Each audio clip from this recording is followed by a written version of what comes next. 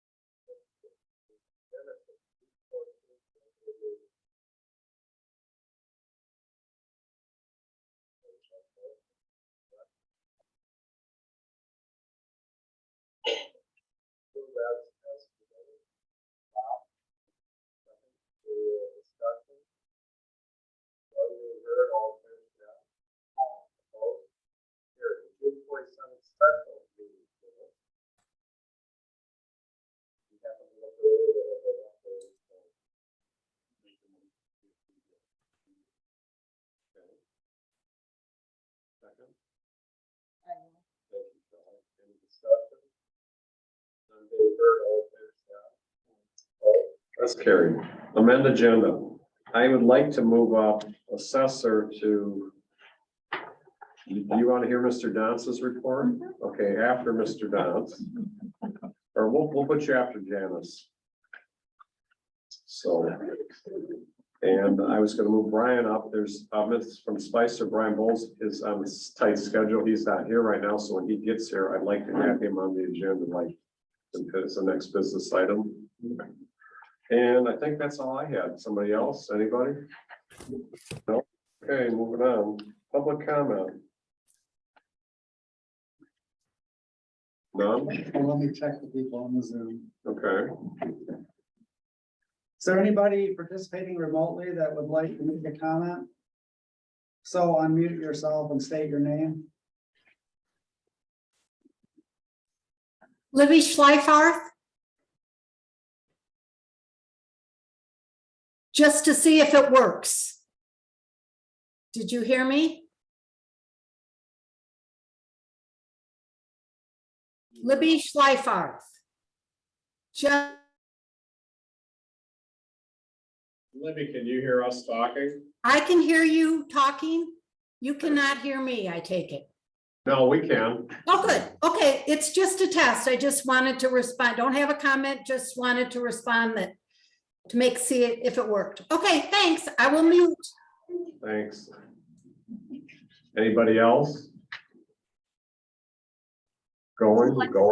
Oh, I'm just Alexis de Gabriel. I'm not here for public comment, but I'm just here for later on the invasive species section. okay. You want to have something to say then? No, I'm just here in case any questions come up. Okay, very good. I'm sorry. Thank you. No problem. Anybody in the audience here? No? Gone. Can I ask you a question? Yeah. And move forward. Did somebody in the back talk about something, see if everybody can hear? That's been the biggest problem with camera systems is being able to hear. I think this one's pretty good. I tested it yesterday and I think it's gonna be fine. There's Okay. nothing I can do right this second. If it doesn't work, I'll have to tweak it later. No, I just meant somebody in the back to say something and see if nobody can hear them. Al, it probably depends on the tone and how the voice carries. Yeah. You back here might not be as strong as me. Jeff, you're strong. I can hear you. Okay. And we have an extra speaker that we can plug in, but we'll have to figure out how to do that. So we could send that out into the crowd as long as I I don't can think steps I on don't think we'll need one. it. So they're extra microphone. And back, is this Brian? Yeah, okay. What time do you have to get out here? You want me to move you up right now? I can do that. That's fine too. I'm up to you guys. Go ahead. I'm just gonna move you here before clerk's report. That way you. Okay, you're through comment then. I'm sorry? You're through public comment. Yes, well done. I think. Does anybody have anything? They didn't say. Well, I guess as a form of introduction, There you you know, we're talking about, Brian's here from Spicer. We're talking about the ongoing situation with rainwater runoff at Langland. We've had a variety of views over the years. We've even considered just hiring a contractor to put in a leach bin knowing that it would be better than it is now, but there was concern that it really wouldn't give us any definitive of, what kind of rains could we handle and such. So the decision was made, well, let's get Spicer involved. And we were fortunate enough to get a grant from MCCF to help us pay for the Spicer involvement. So at this point, I'd like Brian to explain to us exactly what we're going to get. And does that meet the requirements of the board and allow the board and anyone else to ask him detailed questions? So with Sure. that, Brian. Yeah. Okay, anyway, Brian Bull, Spicer Group. I don't know, I've been out there a handful of times over the last year or so. And we've looked at that site. Basically, in my opinion, there's a parking lot that didn't have a proper surface drainage system management for it.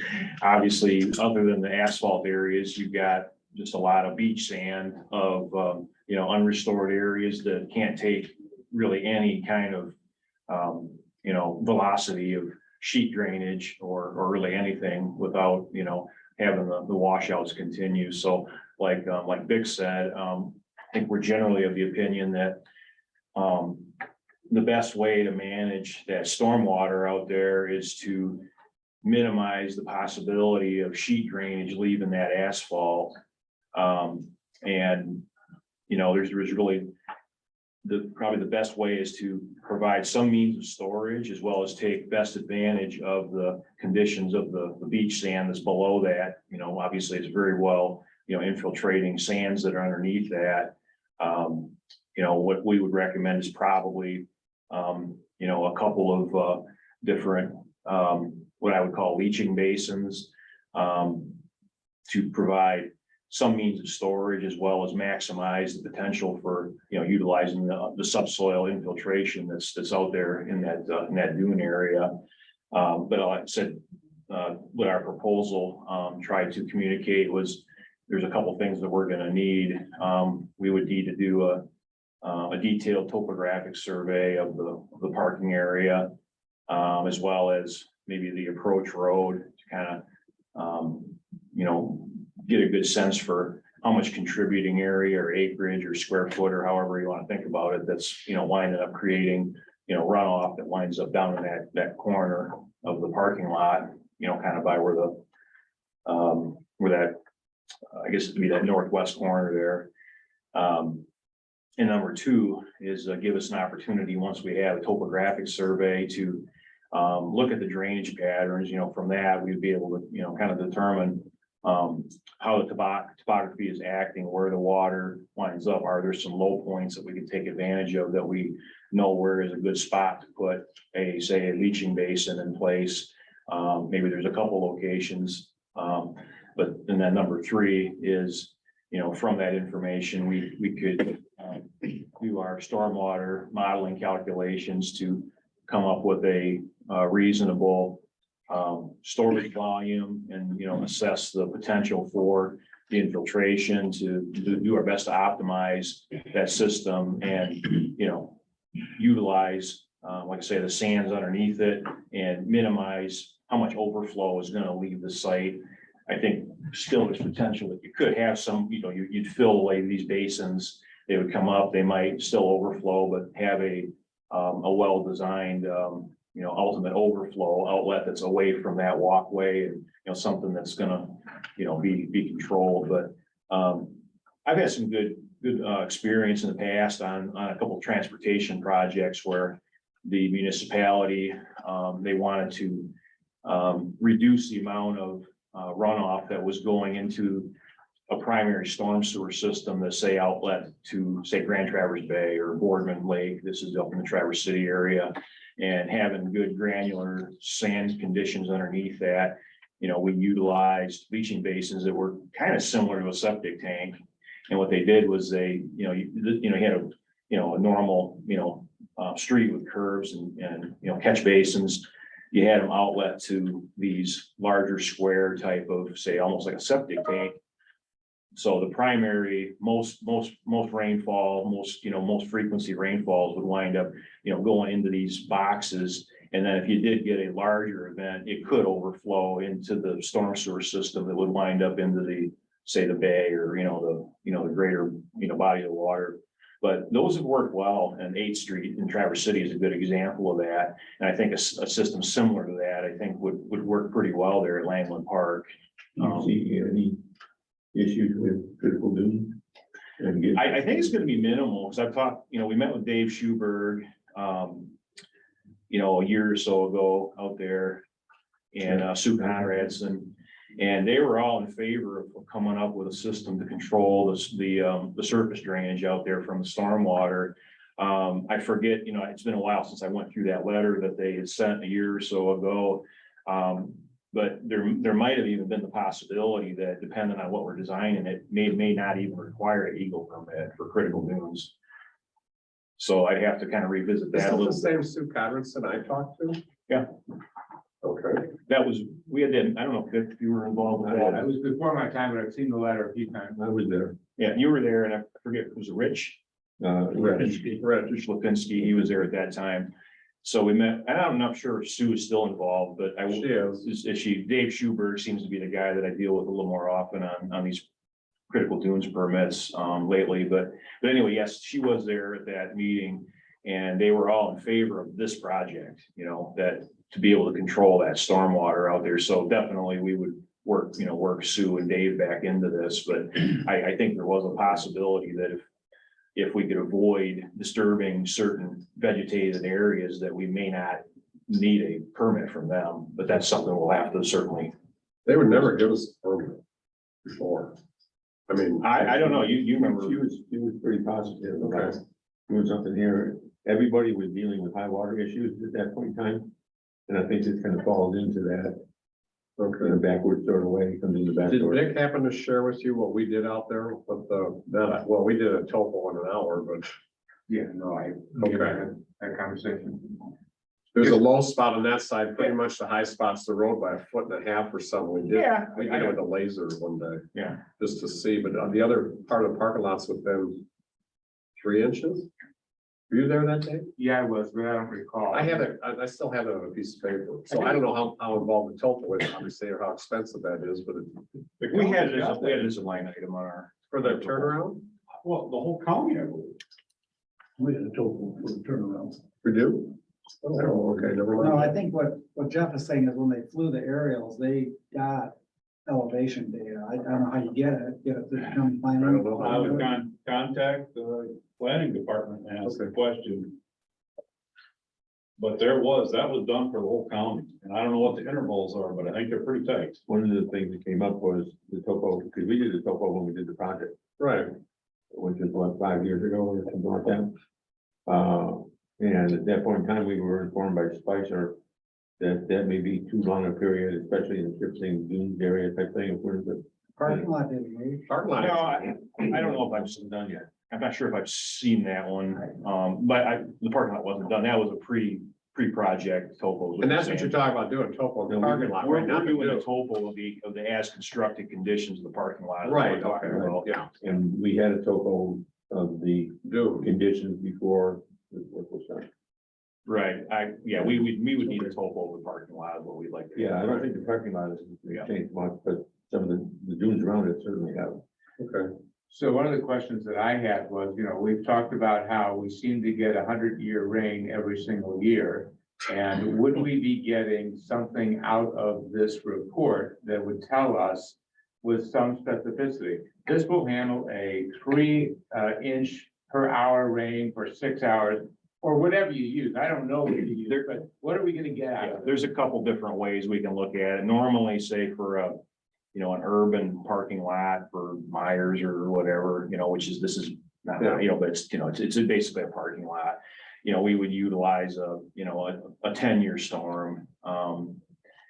And typically that would be, somewhere in the neighborhood of, the peak would be 4 inches per hour for, say, a time of concentration of 15 minutes or something like that. So that'd be a flashy type of rain event. Then you can make it, so that would be for normally like a storm sewer system, the collection system that you're designing. For detention, normally what I would take a look at is a 25-year storm, which is over a 24-hour period in this part of the state is about 4 inches of rain.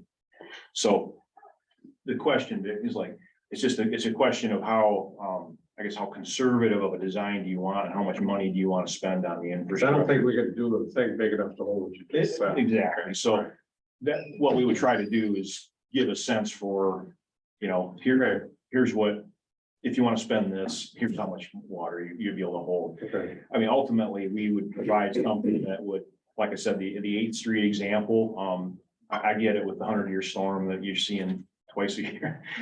What that really means is you have a 1% chance of seeing that storm in any given year. It's not every 100 year, but so, probability says that obviously it happens. We've had good luck with those systems that I think that they typically hold about 1,500 gallons each in those septic tanks. It's just a possibility, or it's just a suggestion, an initial thought.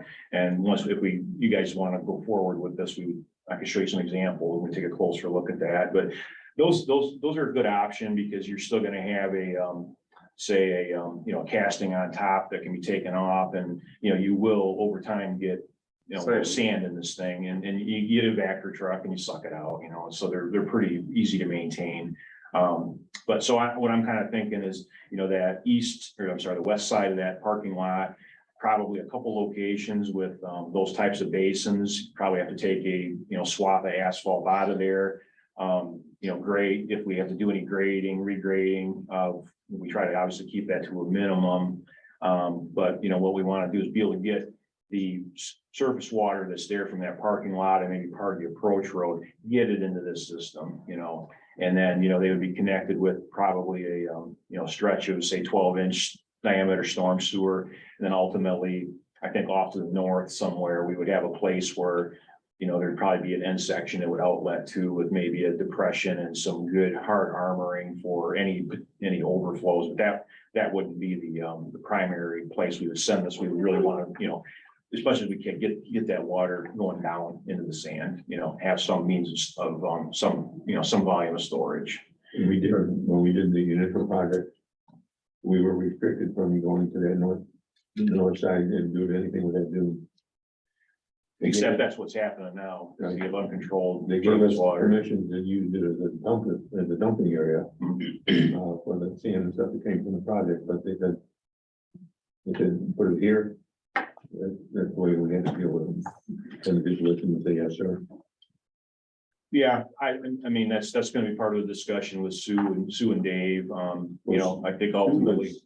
Much more positive about doing something like that. Oh, I think so. He Yeah. seemed, But I mean, the fact of the matter is, whether if they said that or not, that's exactly what's happening is when you have large runoff events, it's going to that northwest corner and it's blowing out sand. Mhm. What we would want to do is design something that's, more of that rain is going to stay in the system. And then if it does overflow, we'd like to create, kind of a contained area that's armored well and be able to handle that better than what's happening now. Okay. Good, go ahead. I hate to be the one asking all the questions, but I was out there installing a volleyball net last Friday, and we were using a post hole digger above the ordinary high water mark, and we ran into water at probably 20 inches. Do you think that's really a solvable problem if we're gonna have the water table that high? Yeah, but you were down below the dune, weren't you? Yeah, we were, but we were down, I'm gonna say 15 feet maybe, so it seems pretty damn close. In elevation, that's like 8 feet though. Well, I guess that's the question I have. Is there concern that if we dug a 12-foot thing in the actual concrete, we might end up getting to water? Well, I'd have to look at those elevations, because it seems, my gut is that parking lot's I know. quite a bit higher down to the beach from where certainly ordinary high water mark is. And then these tanks that we're talking about are probably more in the area of 6 feet deep. Okay. Maybe 8, I don't know. But that's all gonna come down to cost, how much do you want to spend, how much volume do you want to pay for, Vic, I have a question for you. So when we had that really bad rainstorm, how long ago was that, where it caused damage? I don't know. I wasn't in Parks and Rec at the time. which one are you talking about? They had more than one? We've had more than one. Okay, The and what worst- damage has it actually caused to that boardwalk? The worst one we had was 5 inches in about 2 hours, Okay, and that was. 4 that was 4 years ago. And then it just flooded that area on the north west side and washed out, underneath the boardwalk, but the boardwalk was stable. The French drain there worked well, but then when it got to that concrete adapter piece, that's when it ran into the high water from Lake Michigan. And the combination of that weakened the support system for that concrete pad. so, but the walkway itself, everything that's wood there right now is tile supported? Is that Yes. right? So I guess I have a, there's not a good answer here, but I don't think what you're proposing is the answer. Is it, I mean, it's tile supported, you'd have to have an epic storm to damage that. What got damaged was something that was on the grade, is that correct, the concrete at the end of it? So I don't see why you wouldn't just armor those pilings a little bit and let the water do what it's gonna do. And then if you need to figure out a way to get from the where it ends on piling down to the beach, that's something that can be taken in and out or whatever, spend the engineering dollars on that. And maybe I'm just oversimplifying the problem, but that's what it feels like to me. I don't want to have to necessarily be in the business of getting a backer out here every year and sucking that out and having a big grate and people throwing crap down in it Exactly. and everything else. That was my thought. too. But I just, again, we've been talking about this for over a year now. Yeah, right, and I don't know that that's the solution. I mean, it's my understanding that the bid that you gave us was 3 items. Item 1 was a bid for the detailed topos, and item 3 was to come up with a solution. And I didn't think that we were going forward with the solution is necessarily that, while you're inclined to think it might be, somehow or another, based on this study and the topos, we were gonna come up with some solution. So I'm not a It big may not be that solution. Well, I think this, the item, I can't remember which one, item 1, 2, or 3, but what we're talking about is coming up with a surface water management system for this parking lot. But Just like. they won't let you put it into a catch basin and pipe it down onto the beach, right? No, we're not talking about the beach. I'm just saying, but there's places that have storm sewers that go directly into Lake Michigan. Yep. But they're not gonna permit that now, right? You couldn't just catch basin and have it just go out into the sand where it's not gonna damage our infrastructure. No, I don't think. I don't think they're gonna allow that at this Doing it location, now. critical dunes. Okay, but it's doing it now. I understand I that. think it's a valid point to say, hey, when we've experienced this type of storm, we've not seen a problem with the wood, the boardwalk area. The pile supported Yeah. infrastructure, right? That was another item, as we were gonna come up with a suggestion for resolving that concrete pad that's washed out. Right, but that's where you start taking a look at civil engineering and say, hey, we've got to do something down here. But I mean, I wouldn't have left that as a slab sitting on beach sand. Well, no, that's the point. I mean, if we're just trying to get from the end of that boardwalk onto the beach safely, there's gotta be some kind of an engineering solution to that. That doesn't involve concrete and doesn't involve big catch basins where, maybe it's something that you take in and out every year. Maybe it's some kind of an extension platform that gets you the right thing to the sand or whatever. That sand's always gonna constantly be moving. They're either gonna be cleaning off the slab or it's gonna get undermined. And there's just no way around that. It's an act of doom. So if the pile structure is fine and secure, let's just figure out a way how to get off the end of it. And when you have 100-year rain, the parking lot's got some water sitting on it for a while and then it drains away, like it always does. I don't know, it did. But if we want to do a topographical map and figure out what the water looks like, so we have a better idea, and I think that's fine. I'm not convinced that a catch basin there and a leach basin is gonna be the solution. But maybe I could be convinced on. yeah, I'd like to see added to the scope of the project is how you're gonna support that concrete slab. That's an item that we had in there.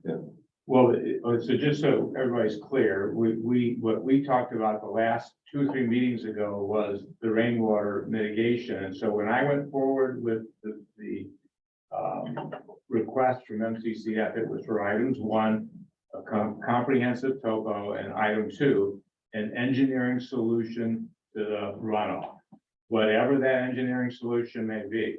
And it could be more than one alternative.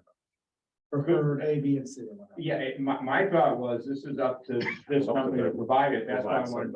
And then decide. So I think that's fine. We have a grant to do. We probably should go ahead with that. But Brian, I would challenge you to come up with something that, or an option that just involves. We're trying to protect infrastructure that maybe doesn't need protection because it's pile supported and isn't gonna go anywhere. And it's just that end that's the issue. Maybe there's a better fix for that. And we just encourage the water to go where we want it to go a little bit, because we gotta go in there and move that sand a little bit for maintenance. You can't do a lot because of the critical dune. Put some rocks in there. There's already rocks in there to a degree. I don't know when those got put in. Just something to think I agree. about. Maybe we're looking at the wrong thing. But, but the grant, we've been awarded the grant, right? So we just need to come up with the matching funds to do the topographical study and whatever is in that. Right. scope of work. I think Vic could talk to me about having him here today, just to explain what he's done so far. And I Well, thought that was- for this very reason. For this I very think we reason, needed right to have this discussion because I think the way they did it was opaque enough that we're not going down any individual road. It's an engineering solution to the problem. And if we can come up with something that meets all of your guys' requirements, then we should move forward with the study using the grant money. Okay. But again, that's why I wanted you guys to have this discussion. Is there any doubt that you need the total? Well, I think you do. If we're gonna do anything meaningful, I think If you're gonna do anything, you gotta have a total. I think you do the two, I think you do my opinion is you make a motion to Well, Jim had a question. Jim, Right, Jim? Who's the original engineering job? on what job, which one? Parking area in there. Put the parking area in, Right. the road commission, I don't know. The road commission, whoever was the engineer, that would have been back in, Les, what was Les's name? Help me out. Les, We're fixing something Cole? on the road, yeah, Les Cole. That was a long time ago, 40 years ago. so you're 50 fixing years something the road commission put in? Well, I was assuming they put that in, or the state, or I don't know, who did the asphalt? I have no idea. So where? No, It's our no. part. So maybe your question Regardless, is, it's when our we did part. the trust fund grant, it got resurfaced, right? Right. Was that part of the design for the trust fund grant? Or is it just, so who did that? Who did the paving? No, who did the work? design Who did when the they- design work back for the- to for the the trust fund? improvements Do you of the remember? Deck and Raider. Oh, And did they not, they didn't care, they just said spec resurface the parking lot? no. Or I mean, it's a legitimate question to find out what work they did, if anything. It's our documents, we paid for them.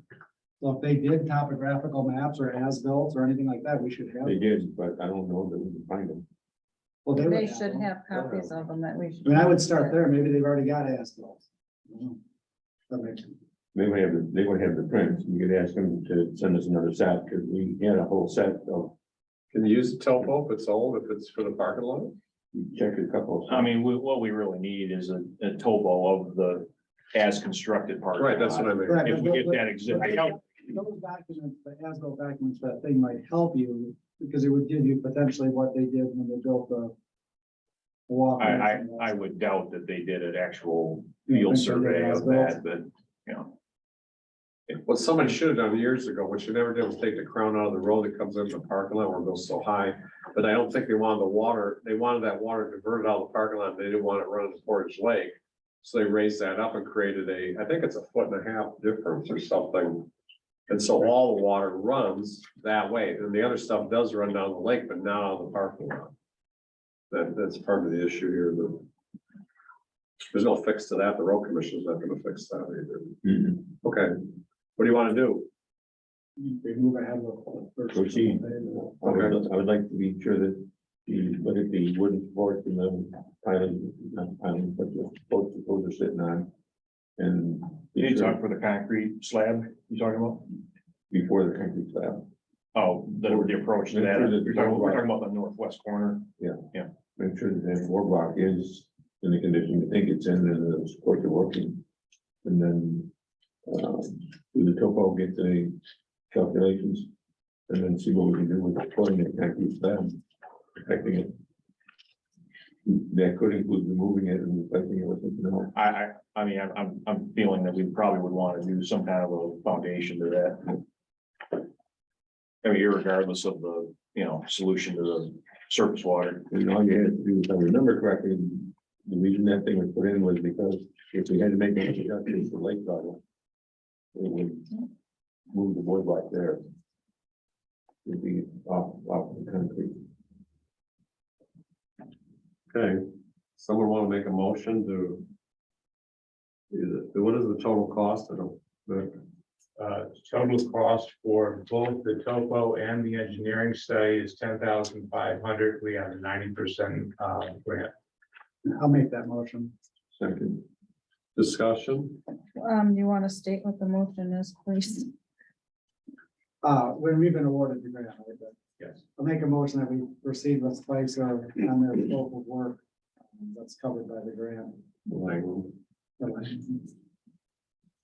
With the 90%, want to say that even in there? Or you just want to leave it Yeah, open? it's 90% grant funded. Okay. Would you still second that? Okay, thank you. Any other discussion? None, all in favor, say aye. Aye. Aye, opposed? That's carried. Okay. All right. We'll see you on Friday, it'll be all done. Let me get the topo schedule, get the survey crew, get down the calendar and go from there. Okay. Keep in touch. why you do it, that also includes outside access. I would just verify with those, if you need to go back. to that. Yeah, it's not, while they're there, it's not. a big deal. Okay, Brian, thank you very much. Well, Okay, Thank you. thank you. Molly, I'm gonna move you up here, so you can leave at any time, but I'll move you guys up here now. Is that all right? That's perfect. Then Jeff can talk, but then if you want to seek out, you can go ahead. Treasurer's report, treasurer, assessor. Same thing. Well, no, don't say that. No, we have nothing to do with money. Honest to God, the assessor has nothing to do with the money. True? Okay, go ahead, Molly. We have the 20% completed. It is finishing, getting added to the computer. We'll add the pictures. Getting ready for July Board of Review on the 18th at 3 o'clock, which is clerical error, mutual mistake of fact, veterans exemptions, poverty exemptions, and September, we'll start looking at building permits again and sales. And values are going up. Still, sales are coming in high. And I'm still working with the county on to tighten up our sales study on things that I don't think need to be in it, so, Okay, but that's all we're doing. and I know the state said, do we know what the multiplier is gonna be yet? No. We're still hearing, because it's the 18-month average, that it's gonna be 5. Or 4.8. Or 4.8. Okay. We talked preliminarily, our sales are as much, the increase is gonna be as much, close to it like last year. It will be more. We're sitting at a 41 ratio. Okay, So, but I still have to tweak that, so. okay. What are we doing with all that extra money that's going in and tax bills? What extra money? What'd you say, 14.8? Or 4.8? 4.8? 4.5%, 4.8. 4.8. And July Board of Review is at what time? Free. 3 3 p.m. o'clock the 18th. So to answer your question, what money? or- We're bringing in additional taxes, correct? I do not, the taxable value is set, is a mathematical calculation set under proposal A that I have no control No, I over. understand that, but my question is what's the cost of services that they go up as much as the output of the sales? And I don't think, the answer to that question is I don't think they're equal. So Al, the budget that you voted to adopt back in March included the 5% increase in the taxable value as the estimates for the budget. The budget that we set in March, I understand that, but I also asked to see what the last 5 years have looked like and how this compares to that. Well, I can get you, that's the first time you've asked for that, but it's gone up. it's gone, it went up by basically 5%. I mean, there's gonna be some on cappings and stuff, so maybe a little bit more than that. Yeah. But until we get, now that we have the tax roll finalized, I can tell you exactly what it is and give you that information. And the answer to the question about where did that money go, well, it was budgeted, so it's whatever we approved in the budget. Can't lose sight of the fact that it went up 5% here, taxable value did. Everything we're doing here, the township, went up more than 5% pretty much, if you go back in time in the last. Just rate of We should be inflation. able to see that with our fund balance. Yeah, well, well, you did the budget, everyone did the budget, we kind of run a balanced budget, so you won't see the difference, I don't think, Cal, I don't know how you pick that apart, you know what he means, right? Well, we generally budget conservatively and we come in under budget, so we add to our fund balance. So the question is, how do you want to deploy the fund reserves? And if there's worthy projects or initiatives Right. or whatever, then we ought to explore that. But that can be done as part of the budgeting process, or it can be done in the middle of the year. It just depends on what you want to do. No, I think that's worth taking a look at. okay. That it, Molly? I'll work with that in that. That's That it? is. That's it, okay, We'll keep Molly in the loop. thank you. Okay, thanks. To do with that. No. Clerk's report. Any questions on the revenue and expense? You notice the report won't truly be populated until we can get our off-year audit stuff done and close out last year. And we can enter in and accept this year's budget. Speaking of, they asked if they could come in July 17th, 18th, and 19th to do that true up, but I haven't gotten any confirmation, so I don't know if they're gonna be here Monday or not. Okay, so they might be. They might be, they might not be, I do not know, but I'm planning on them being here, but again, they might not. Okay. And we are preparing already for next year's elections, so. Yeah, Okay. That's it? Question? None? Treasurer's report. So my report was in the packet.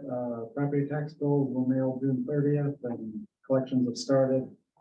Reminder that the due date for summer taxes is September 14th. Actually, the due date is now. It's after the 14th they get hit with interest. So if you can get them paid, that's better than waiting until the last minute.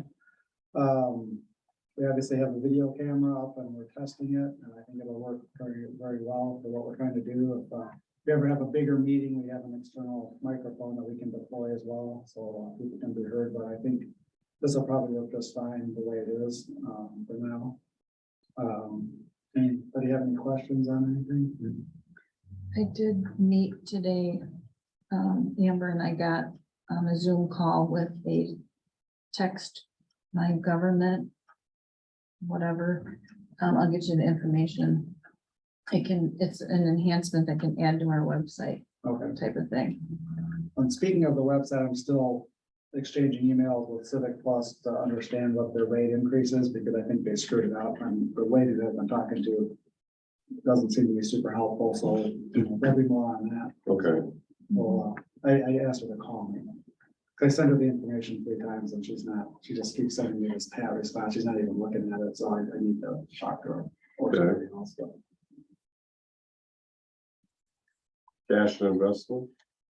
Yeah, interest rates are still going up. The daily yield as of May 31st was 5.22 on what we have most of the funds invested in. And that generated about $7,600 overall for the township for interest income. So that's, we haven't seen that in decades, so that's really helpful. That is the last meeting, we had, one of the meetings that we had, payment for the fire truck. You said we shouldn't give some consideration to financing some of these at one time. So Al, I did a little cash projection and sent it to the fire department and to Dave to take a look at. We need to populate out the capital equipment needs and then have some estimates of what the resale value will be to see if we need to finance it or not. From what it looks like to me, if we can get some good money on the pumper, depending on the timing. We can probably finance that internally through the general fund and just do an internal loan if we need to temporarily, but we have to look at all that. If not, you could go out on the market and get an installment purchase for 3, 5, 7 years, whatever we needed to do, pay a little bit of interest, but that's commonly done. Yeah, so we're still gonna keep that on the table and take a look at that. Yeah. We'll probably talk about this Yeah, report a little now. Okay, anything else, Sam? I don't have anything else. Okay. Mr. Dance. Okay, good evening, good afternoon, I guess. County board meeting was held June 20th. During public comment section, we had a representative from Little Manistee Watershed Council that came before us, and they are coming back. I want to tell you, the last time they were our way was around 2014. And in the process, what they're pushing is turning the Little Manistee River to get designated for state natural rivers. And what that consists of is a 400-foot zoning overlay each side of the bank that has an impact on. And that's, just to let you know, my position, I am not in favor of it. It makes the assumption that the locals don't know what's going on. Lake County doesn't, I don't believe Lake County has zoning. So if they want to do it, Lake County, knock their. Lake County, I'm sorry, does not have zoning? I don't believe Lake County They has don't? zoning, It's just or a big chunk of it anyway. Okay. individual, Sable Township does. And maybe Ellsworth, and that's it. But the point of it is we have zoning protection on that resource. And then when you add that in, it's what they've done up on the Betsy. And when people need to make adjustments on some of their real estate, it becomes very cumbersome. So I'm not in favor of it. I just stopped at the Soil Conservation District, had that discussion with Renee and Josh and the other couple up there. Dooley? Kendra and Yeah. Tyler. To let them know where I'm coming from and why. And again, I emphasize that I'm not a person who wants to push my view. I'm a person who wants to pull and give them the reasons why I have the position I have. You know, you can agree to disagree when it's all said and done as well. But again, I'm not in favor of that designation. Resolution 2023-13, we gave a letter of resolution of support for closing Mud Lake. It's another one of these drains that's out there in the county. It was done turn in 1900. Could have been for farm, could have been for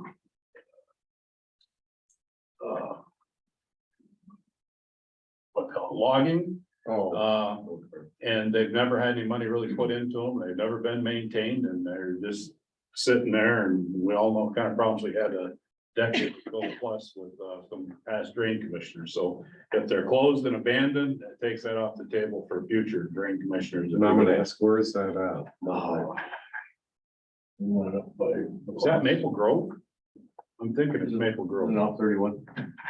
Mud Lake Road, right there by the cross. That little road that back to the west. It might be, you might be right on that. Might be Pleasant. Yeah, I don't. Yeah. Oh, that road's called. I'm just asking, I'm just never. Yeah. Okay. At any rate, let me see here. Yeah. 2023 hazard mitigation plan we signed off on. Not all the local units are signing off on it. When it's all said and done, it gives you better access to FEMA dollars if we have something. As we all know, around these parts, we really don't have a lot of natural disasters. We have had some dandy rains. You know, I would argue the last blizzard we had in my world would have been 81, 82. And then a big one through 78, which probably most of us have lived through. That was something, but we don't have a lot of events. But again, it gives you access for FEMA, that if you don't sign off on it, it becomes a little more of a challenge from what I am being told. Planning Commission, we reappointed 2 incumbents, Phil Landis and Mary Becker Witt. Tony Colville has stepped down from the Veterans Affairs Counselor. He's had some bad run of health, and he is not mending up, and he stepped aside. I can tell you this is late as of Monday, the United Veterans Council has recommended Rick Rowe to serve in that capacity, he has been doing the interim capacity now, does a great job. And will probably be, I'm pretty sure he's gonna be appointed in our July meeting. County audit was done. Joe Verlin came before us, and the big thing you want to hear on that is unmodified. which is what we are. And we improved our fund balance to 28.8%, which is healthy. From what they're telling us, I asked the question, what's a standard county? And they said usually around 25%. They were telling us years ago, and I've asked the question, that 18 to 19% was kind of the target, but we're above that right now. And our OPEB is down significantly. Pension liability currently is about 75%. HSCB Coordinator Rose Fosdick came before us with an annual report. Medical Care asked us to support the bonding, the issuing of the bonding of 1.5 mils. And it's not that we didn't want to do it, but we didn't know what we were going to be voting on. So in the process of that, we said, you know, we apologize. I can't support voting for it because we don't know the scope of the project as it is today. So how do you vote to issue bonds when you don't know the actual specifics of the program as it sits? So they are going back and getting that done. It's going to be 2 to 3 months. They'll come back before us, and I'm sure we'll give it the seal of approval. And I will repeat myself, but I've said time and time again, what has been emphasized, because I've asked this question continuously, is this money for the bonding is supposed to be seed money for a year or two. And then at that point in time, when they start getting a higher reimbursement rate, that's supposed to take care of the big chunk of this bonding. So hopefully it's minimal cost to the residents of the county as time goes on. They've hit that same snag as Manistee Public has had with COVID and the supply chain and the cost of things. It's insane right now to do what they originally wanted to do with 25 million, I believe is 35 million. So onward. Pardon? It's only up 10 million. That's enough. The sewer doubled just about in 5 years, so. No, that's not going. No, but I'm saying, but just the cost about doubled in 5 years, so I would tend to believe that figure is a little bit low, so Mhm. are they still gonna go ahead? Yeah, they're going ahead. But again, I suspect probably September, October, I'll be letting you know the status on that. And they can still Read it in come back to paper the taxpayers and say it'd be more money? You could, I can tell you when this first went to, their average resident count was, mid-80s prior to COVID, and it's been in the mid-40s since. So that's a huge change. And there again, also keep in mind Maple Ridge is open. It's not the same type of care, but And they're anticipating to go back to 80 or more, I think they're shooting for, I don't know, it's 85 or 95, somewhere in that target but they're down in the 40s. currently. Staffing issues, I mean, So they're, what makes you think or makes them think they'll be back in the 80s then? well, if you build, I mean, If you build it, they will come? well, let's put it this, I don't. I don't know. That's what you were gonna say, right? well, no, I wasn't gonna say that. What I was gonna say, the problem you get into, I mean, who feels good about dropping off their mom or dad or aunt or uncle there right now? I mean, it's a very institutional setting. I'm not saying the care is bad. I'm just saying it is the Dina wing is not like that, but the rest of the facility, it's an old facility. It's not embracing. Hopefully, if it's built, that will tick upward significantly. You know, there again, it's not something you wanna, boy, I wish I could go to the medical care. I mean, that's not, nobody wishes that. It just, No, you I'm know. not saying that. What I'm saying is, okay, you build it and it's gonna be more money. They're gonna have to charge more. Well, the reimbursement rate through the system is gonna come in at much higher as well. It's about $12,000 to go there right now per month. It's the It's only insane. place that isn't privatized. So a lot of people don't have any other options. Okay. There's other issues there that are more performance issues by who they put in charge of it and who's running the place.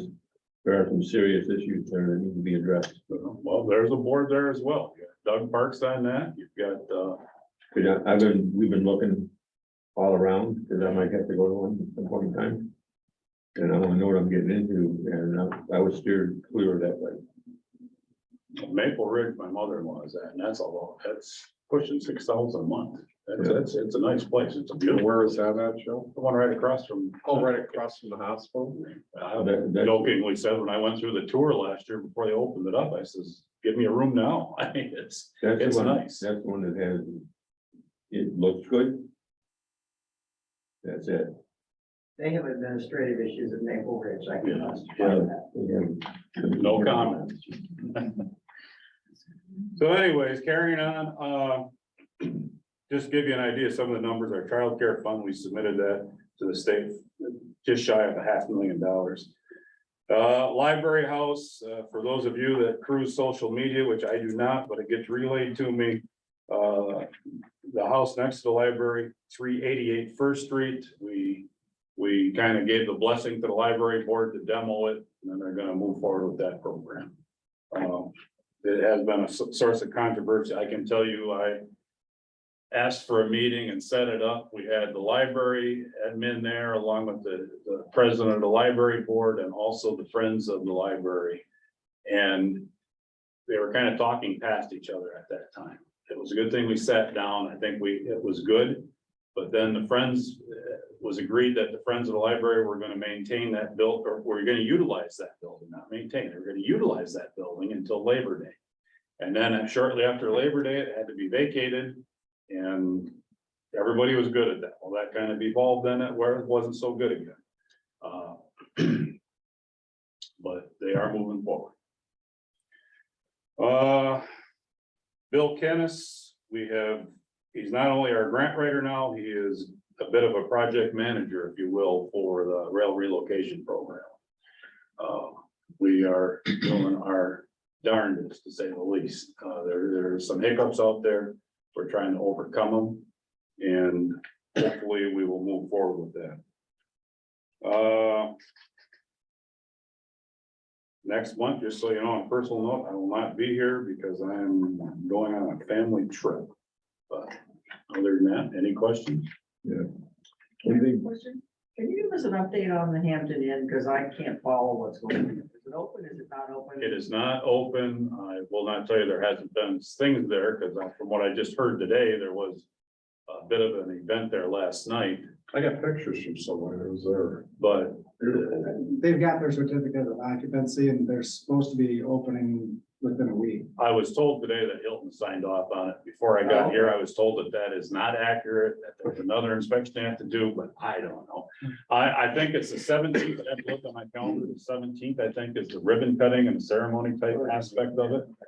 Thank you. Al? Yeah. EMT. Transport to traffic. Can sometimes take 2 days. That's something that I can tell you, Kelly Tomaszewski, who is in charge of the hospital down there now, is concerned about as well. And I can tell you, I think there was a time when it took somebody 3 days to get up there. Well, the woman that's coming in and doing home care for us, her mother had a heart attack. And she sat in here in Manistee for almost 2.5 days before transport to the vascular unit. I had a delay of about 8 to 12 hours, which I wouldn't consider too bad, but that was a delay on my trip up there. And there's been several others that have talked about a couple of day wait to get up there. Yeah. Who do we talk to about it? Well, MMR is who Munson is contracted with, and they do own a small portion of MMR as well. Amy Fairchild is the name. And I don't know what her position is right now. She is not going to be on the 911 board. She's going to be replaced by somebody down here. I can't think of his name right off the top. Danny. Moser or something like that. It could be, but Is there no money for what they charge train? Is there no money to cover another ambulance? I don't the get it. problem, well, and I hear it's not everywhere.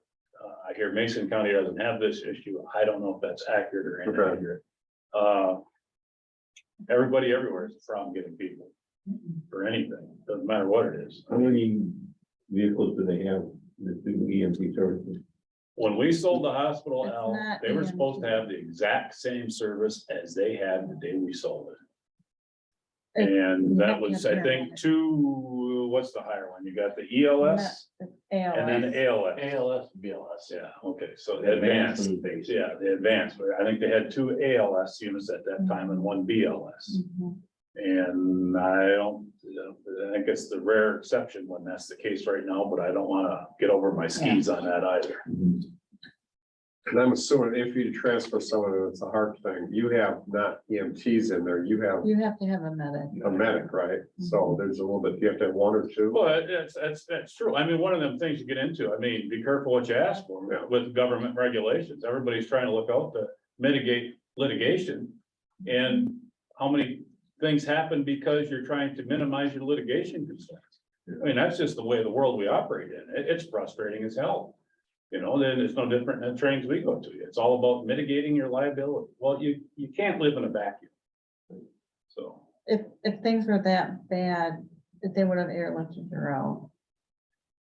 Meter conditions. Mhm. You know, Yeah, can I ask one more thing? I don't know if it is. So you're on District 10 now, right? Correct. Okay, is there any talk about revisiting the part about point of sale for family sales that was excluded when we did this, brought this up? I don't know, it's been 15 years ago now. And I'll give you an example why. Yeah.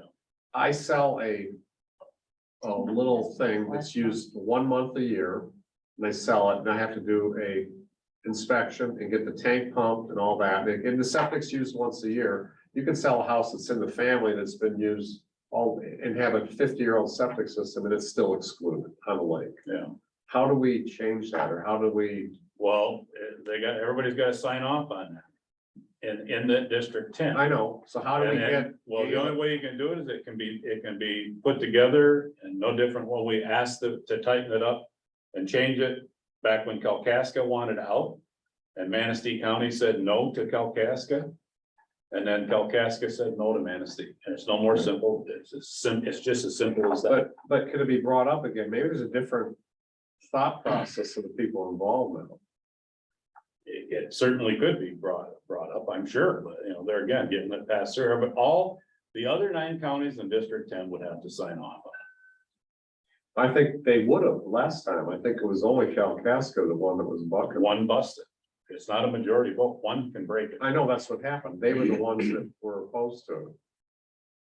I wish someone would bring that up again because it's stupid to me. We're still doing that to this day. The state is looking at having a unified septic code. And District 10, we went in full opposition to that, how they're proposed as of right now, because you cannot find sanitarians, number one.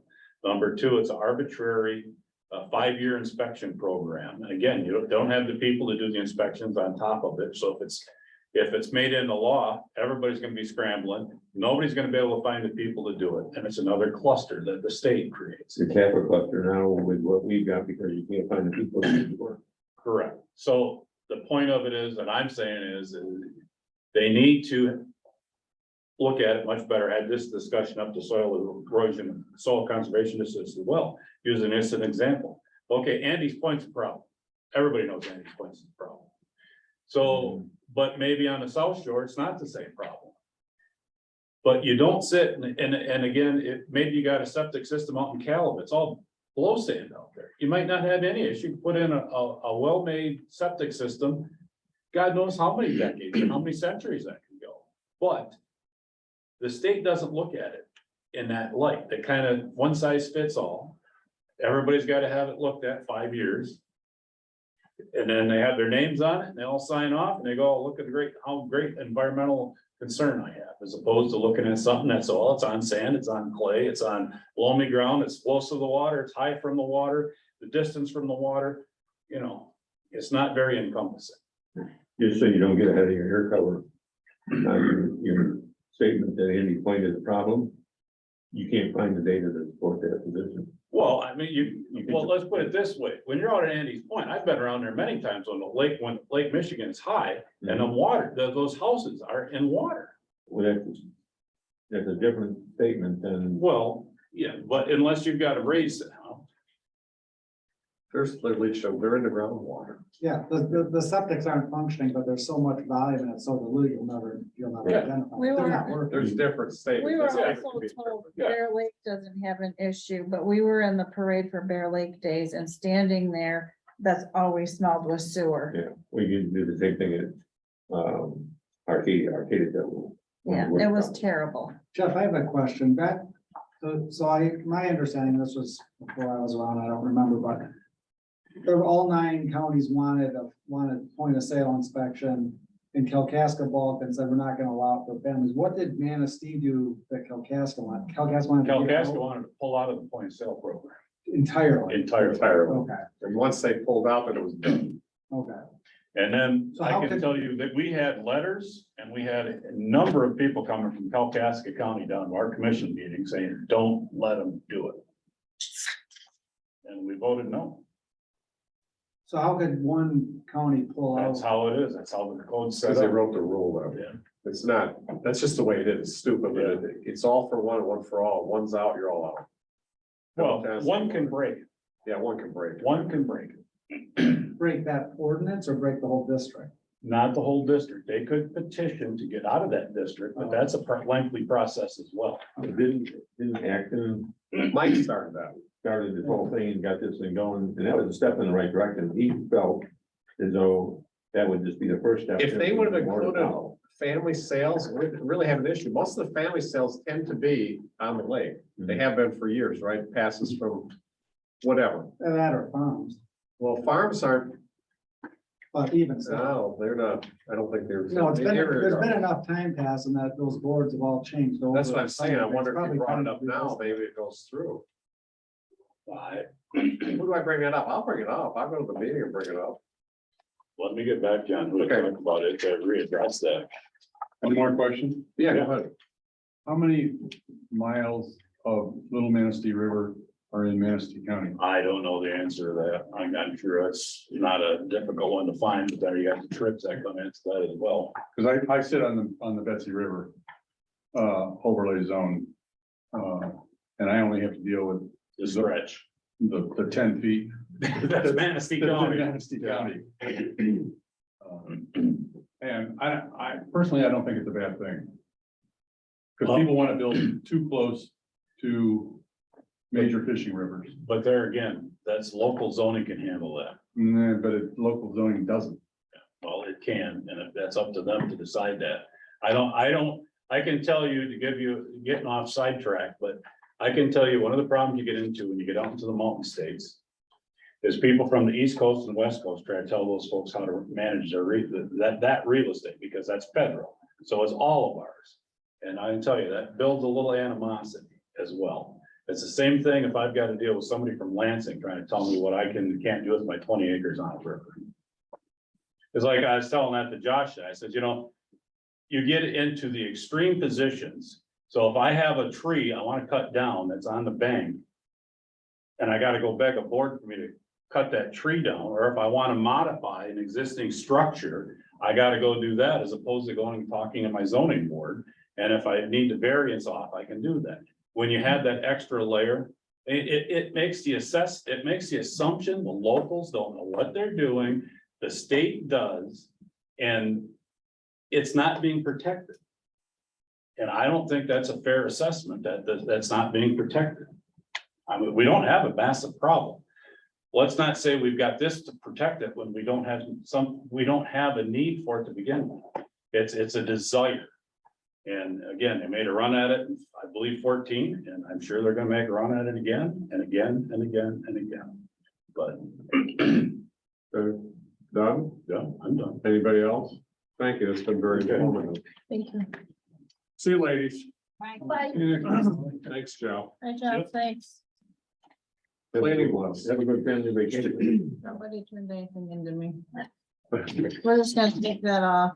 Okay, what is it? The cleaning was. Well, I didn't give you anything in writing. I'd like her to at least vacuum in the offices. I mean, I think she felt like for the treasurer's office, she wasn't allowed in there, and maybe she wasn't, but I think she should at least vacuum and a couple, 3 times a week. And I actually think she thought she's probably not allowed in there too. Yeah, she can go on that. Okay, okay. Mine she cleans, so I don't, I'm fine. Dust in there? That'd be nice. I mean, yeah, occasionally I just, move a bunch of crap on. We try to keep it fairly tidy, but. Okay, Phelps letter, he's gonna be here next month. You said that for this month. Wow, he's not here though, so Well. you wanna know act what? on his letter, his request?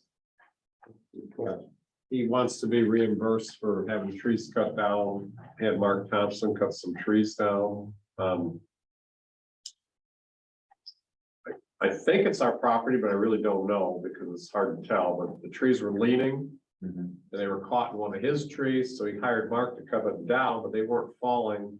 Then they cut another tree down over here that was just dead, and we ground it all up.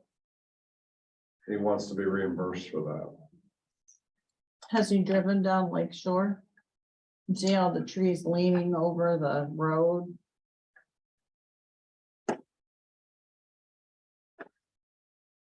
This isn't the first one we're gonna hear about. No, we've never, just so you know, like, as far as I know, we've never paid someone to, and the tree wasn't on the ground, the tree was stuck in another tree, it wasn't going anywhere. You can go down. It's not in the right of way, but that's the right of way. Yeah, I mean, I'm not gonna vote for that, but that's just one vote. Happy Holes that, the county road? It's a, no, It's it's a paper road. It's not a paper road because it's put in, but yeah, you can call it whatever you want. It's a road that's, it's a 2-track. It's a Seasonal road, I'm sorry, seasonal. we'll go seasonal. You get down there in the winter if you follow. Is it county? I don't know if the county goes all the way back there, Bob. I have no idea what they do. Doesn't look like it. There's a lot of trees right now, if you drive around, they're dead. Dead, when they fall, they're gonna fall into the road. If we do that. we're Well, gonna that'd be have- okay. If it falls in the road, I think you go clean it up. The Right, road then it's commi- the road commission's issue. We're gonna set a precedence if we pay for that. What does the board want to do? I make a motion that we not pay for it. I second that. Okay. Discussion? Has anybody got the road commission input on this? Why would we? You mean ask them if they'll pay? Because what I heard was, it's not our responsibility, the road commission. Well, the thing is, if it's in the road or is it on township property, I mean, that was the I guess question. the question is, nobody from the township told them to go cut it down, that we reimburse them, right? He's No. done his own court, so. Right, you should ask first. Yeah, normally. And if something falls in the roadway, it's automatically the road commission's. Okay, They take full responsibility of it then. They might come back at you. no, it's fine. What was the motion again? Not to pay. To not pay. Okay, thank you. All those in favor of not to pay? Aye. Opposed? That's carried then, okay. I just wanted to phrase that right, not to pay, not in Correct. favor of pay, okay. Video equipment for the July meeting, I think we're there, aren't we? Yeah. Yeah, so I tested it, before the meeting a couple days ago. And we'll see how it does, and we'll see, make sure it records, and, we'll probably work some kinks out. Like, I think it can accommodate a bigger room, because we've got that extra mic if we need it. And by recording it via Zoom, it just makes it easier, and, that's gonna be you can take that into the other room if you want to hook it up or whatever, so I think it's. You think it'll work, with the audio in the fire area? It's not gonna get everything. It's got a limited radius. This is probably about the biggest room that it's gonna do well with video. Audio does well. You can put it in a bigger room, but the video might not be quite as We good. can It's just not gonna have be people come up to the point of where they. Yeah, absolutely. Sure. But we've got this extension mic here that I think goes like 6 or 8 feet. Mhm. So you can put that out, on a little podium. So there's a Yeah. question, if you had a different cable, will it pick up from both, supposedly that mic and that mic, or does that mic override that? one? No, it picks up. So what if you had an extender cable in the big room and you ran that out 25 You'd feet? have to see if that's supported. It may not be. Okay, Well, at the minimum, you can have them come up to a podium. It can be heard. I think the main thing is make sure that the input I got on video is make sure that it's more audio and we want to hear what people are saying. We don't care what you look like. Well, we'll let you watch this one And on your see. computer as soon as we get it uploaded and you can get provide feedback. I mean, that's the idea. It's gonna be some growing pains, I think, before we get it all worked out, but it seems to be a pretty good product. Looks to me like it. Okay. Fire, Rob. All right, start with June's activities. So we had 33 runs for the month of June. They included 9 fire runs, 22 EMS runs, and 2 fire and EMS. There were 3 runs in the Brown Township, 2 mutual aids in the Bear Lake, and 1 mutual aid in Manistee Township. The Manistee Township run was the large woods fire they had. Unfortunately, we did have 1 fatal car accident in our township in June. We are at 187 runs for the year, which is tracking about same as last year. However, we're not really into our busy months yet. So summer and then that first snow, ice typically gets us pretty active, so. We started receiving our items that were awarded to us through the revenue grant sharing. That includes the Milwaukee battery powered tools, lights, hose ramps, extractor, which is basically an industrial washing machine. Our goal is to have all that stuff into service by the end of this month.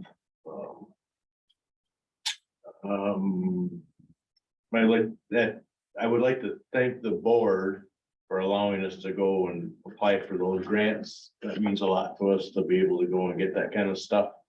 And also, I think we'd like to extend a little gratitude towards the revenue grant sharing people. With that type of stuff, they're putting really good equipment back into our county for fire and rescue stuff, first aid, safety. And maybe some people don't always understand the good of that, but they're allowing fire departments and police departments to go and receive state-of-the-art equipment to do their jobs properly. So they at least have the equipment. Now, personnel, that's a whole different issue, but I just like to extend a thank you to the revenue grant people for doing that for us.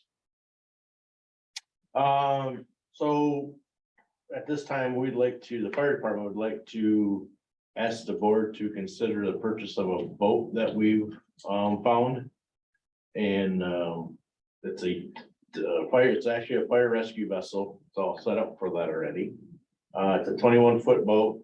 It's equipped with the majority of the electronics, the radar, GPS, working lights, emergency lights, fire pump, siren, ship to shore radio. It's all wired for 800 radios. It's got 3 jacks for earmuffs. If you are running and you need to communicate, you'll be able to hear the radio traffic if you're under power. It's got 150 horse Yamaha engine on it. It's only got 44 hours on it, so it's new. It's got a 2-cylinder fire pump. It's capable of 500 gallons per minute. I believe that vessel boat is a really good fit for our community. Not too big, it's not too small. That fire pump on that boat will allow us to protect those houses around the lake easier with water supply. It'll also give us that capability of we have gas stocks. That's always an interesting topic. That's where most of your fires start during gas fueling.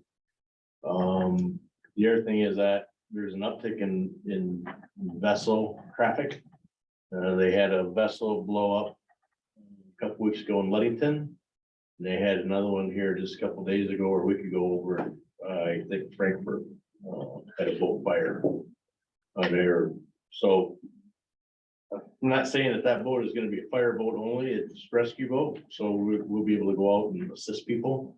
We haven't been able to do that over the years. And I think with the added traffic on that lake, the busyness of that lake, if you're ever down there on a warm Saturday, Sunday, that thing is buzzing with boats and jet skis, and people are enjoying it, which is great. I think we have some duty to protect and serve out there as well, as we do on the streets of Onekama. So we're kind of asking, to see if the board would approve that. I don't know if you want to. Where do you plan on putting it? I've talked with Onekama Marine, and I believe the spot that we'll put it is behind the restaurant over here. Okay, you wouldn't keep it in the water? Yeah, we'll keep it right in the water in a dock. Okay. You know, be plugged in, so it's got power, so some pumps run and all the stuff stays charged up and all that. So we'll keep that in the water. It is towable, pretty easy to tow. It's got a brand new trailer. Trailer is only, I think, 2 years old. The boat's a 2003. But it's been revamped a couple of years ago, so it's got the new motor and new electronics and stuff. What were they asking for it? We've settled on a $45,000 price tag. On that. So if we went out and bought a $25,000 or a $30,000 boat and then put all that equipment that's on that boat, we would be well over $45,000. We wouldn't have the same boat. You wouldn't have the same boat. That boat was built and designed for fire and rescue. It was in service in Saugatuck last year. They bought 2 new boats for this year. They bought a 44-foot and they got 26-foot. So they took this boat out of service and just put it up for sale. But it was a functional boat up to that point. I was on it a couple weeks ago, went down there, took it for a ride. It's solid. The motor's only got 44 hours on it. I think the ability to protect the marinas from both fires or fire on the water and the homes along the lake shore. I think those are the important points in favor of doing this. And we would train, you'd have first responders, I mean, to learn how to run the boat too, in case there was medical or Yep. whatever, okay. So your idea would be to train the whole fire department or whoever wanted to, See who's interested in being, some people don't maybe like water, so I Okay. there's 1 or 2 maybe that don't like water, so they wouldn't be interested, but they can be our shore crew. Wait for us to get there. I'll make a motion that we approve purchase of the boat.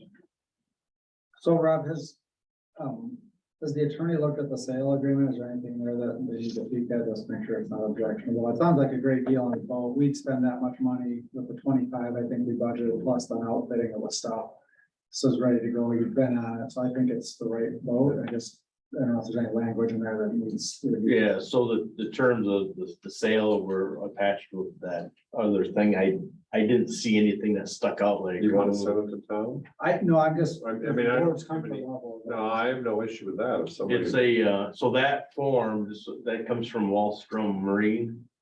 Who, that's the sale agreement that they use for all the boat sales that they do. Not saying it's right, it's just. Right, I mean, but it's being, there's no warranty, it's as is, and there is. Is there a warranty on the motor still? or no? Motor, yeah, the motor will come with that factory warranty, so. Even though that survives a transfer. Yeah. new owner. They're electronic, they're usually a year. If you're lucky. But yeah, there won't be a warranty on the electronics unless they're over a year probably. Yeah.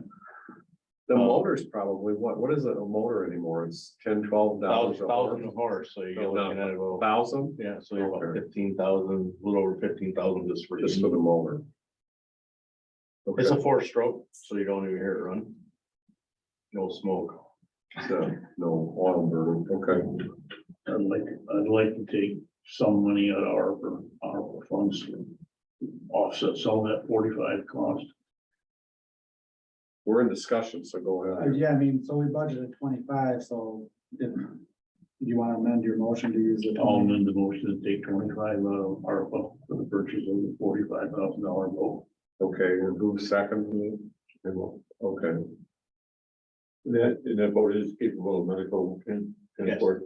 Yep. So a person that's hurt on the lake or something like that, you could. Yep, there's just a little, we're gonna add a little device to pull the Stokes basket. But so that boat, you can have the captain. And then there's 2 seats there behind, and then the Stokes basket would mount on the behind that cab. So potentially you could, if the person is able to sit with us, they could sit with the medic.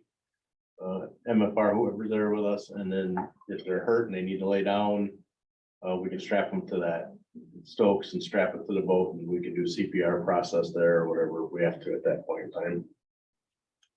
And you guys know that the speed limit on Port Lake is 55 miles. an hour. Yeah, we won't hit that. There are some people that do hit it. Yeah. So, Okay. Any And other this is a Portage Lake, not a Lake Michigan. Well, it could be.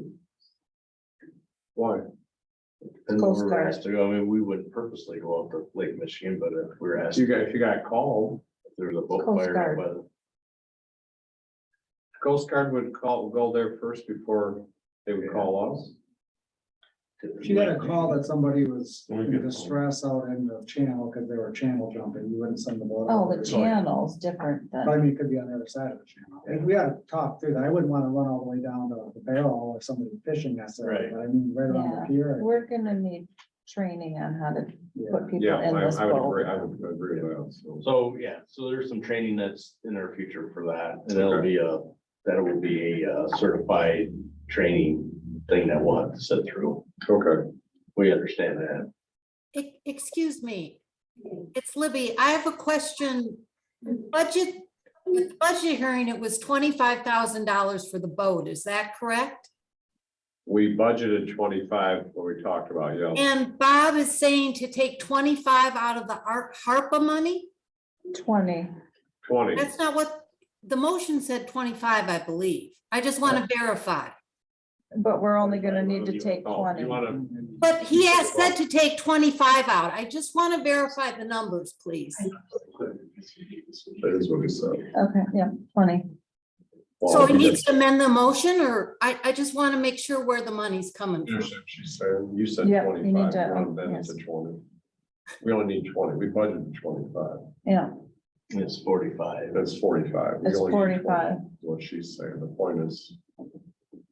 Amend your motion. to Amend 20. your motion to 20. It hasn't been seconded. The motion hasn't been seconded, so. he Yes, can- it has. Yeah, it has, actually, Al did, so you want to I amend didn't your hear motion? that. On the motion for the third time, 20 out of ARPA, the Thank you. remainder out of fire fund, for the purchase of the fire boat. Okay, thank you. Al, do you want to second that now? Yes.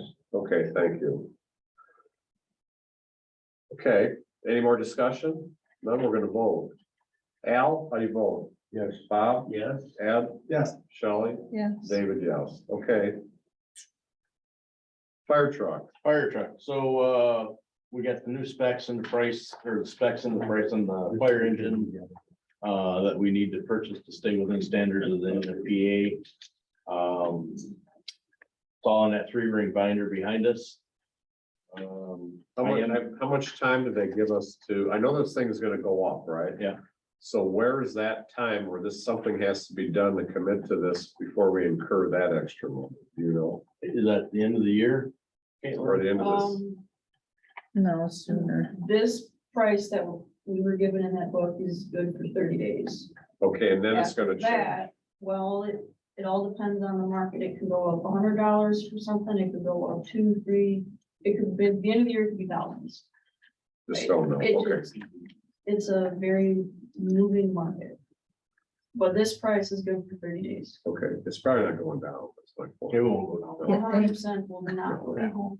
I don't think so. This is, I mean, it's a little different truck than what we currently have out there. This is a cab over, so, different style. Better in the aspect that we can haul more firefighters in one truck. So that will improve communications, that'll improve on-site readiness. You know, you can talk like this inside these cabs now. The engine noise is almost eliminated. So that's definitely a huge advantage there. I am working with Allied through a broker for getting a price on What they think the other truck. the other truck. I was down here last night, took pictures and sent that all to him. So I would think in the next couple of days, we ought to have some type of estimate of what that truck would go for. What I'm understanding is that the used fire trucks aren't staying on the market very long. They're getting sucked up pretty quick. Well, can you imagine if a new one's 850? Yeah, I can see that. And so everyone knows that the truck spec'ing out is $850,407. And that's. Whether I open up a can of worms, that's not four-wheel drive. Right. We went away from that just because of the adder of money. Would they make this cab over? You could buy a four-wheel drive cab? Could, they're out there, Okay. But they're a lot more money. but you gotta figure it's probably It's got a another lot for range, so you can 80,000 anywhere you want to go. Or, for a four-wheel drive option. how many times, well, we've talked about it, but how many times, you just don't know. This thing will, Did you cost this out with the early pay, with the complete payment, or 100% prepayment, deduct 30,000? No, because I didn't have all figure. this in front of me when I did that thing. And we need to figure out what the other truck is worth, so we know kind of where we're at. Well, this is also gonna be considered prepayment. Yeah, it says 185,000, I think, in here is what they want. Can I ask a couple questions? So, this is one vendor, one fire truck, one manufacturer. Yeah, Are this is, there others that we have? Did we look at any other pricing? Is there? so, in that fire truck world or emergency vehicle world, to stay uniform with your vehicles, so, you typically find a vendor that you like. One of the people that we dealt with, was it Spencer, said that we were, Spencer was the one that we tried to get with the brush truck. We actually wanted pretty badly for Bear Lakes with them. We want to see uniform, and the rep in a meeting literally said he didn't think we had the money to afford the truck we wanted, so he didn't want to do it. yeah, well, For a pumper truck? For the brush truck. How does he know what our financial Right. situation is? That's what I thought. Amen, So brother. there's that one. Down the so road that's, you go. so that's why that's why we stay away from that type of attitude, is And that where are they out? Spencer is out of, South Haven. South Haven area. Did the guy ever call back after that? Or did anybody? No, he said he wasn't gonna work with us. He said that you don't have enough money for me to do this. For a So, brush truck. for a restaurant, so we didn't buy. Okay. Is he still with the Has company? lost. He very much is the. Really? So doesn't Pierce make pumpers? Pierce as well? makes the manufacturer of the fire. truck. Pierce is significantly more expensive because you're paying for a very big name. And you're also looking at for the Pierce truck, 3+ years to get it. Okay. So the reason I'm asking this question is at the end of the day, if a taxpayer comes up to me and says, hey, you just spent $850,000 and you didn't have, how do you know that that's a fair You price? You shouldn't have the same prices. Yeah, there's also a clause in our purchasing thing, if you have a selected. Yeah, we can waive that. That's not the issue. That's not the issue. I'm just It's saying, should how be. do you answer that question? And that's why I'm trying to So- bring this out and get it so on the the- record. Right, so the other side of that is that, so you could potentially go fire truck shopping and buy a demo unit that's already built. And modify that, so this truck was built to our specs that we went and worked, so this thing went back and forth to the engineers about 4 times. To see, okay, we want to move this compartment over here, so. We can go back to another fire department and say, okay, basically we had to start over because they're not gonna allow their engineered product to go to another fire truck manufacturer and say, You can't okay. just take that book and hand it to someone else and say, bid this. It's not an apples to apples, but I guess how do we assure the taxpayers that for a comparable truck, it's never gonna be exactly, this is a reasonable price? That's all I'm looking for. I'm not saying it has to be the low price. I'm Right. saying comparable truck, is this a reasonable price? And in my mind, my baseline is, the city of Manistee bought a pumper truck 15 years ago. It was a Pearson. It was over $600,000.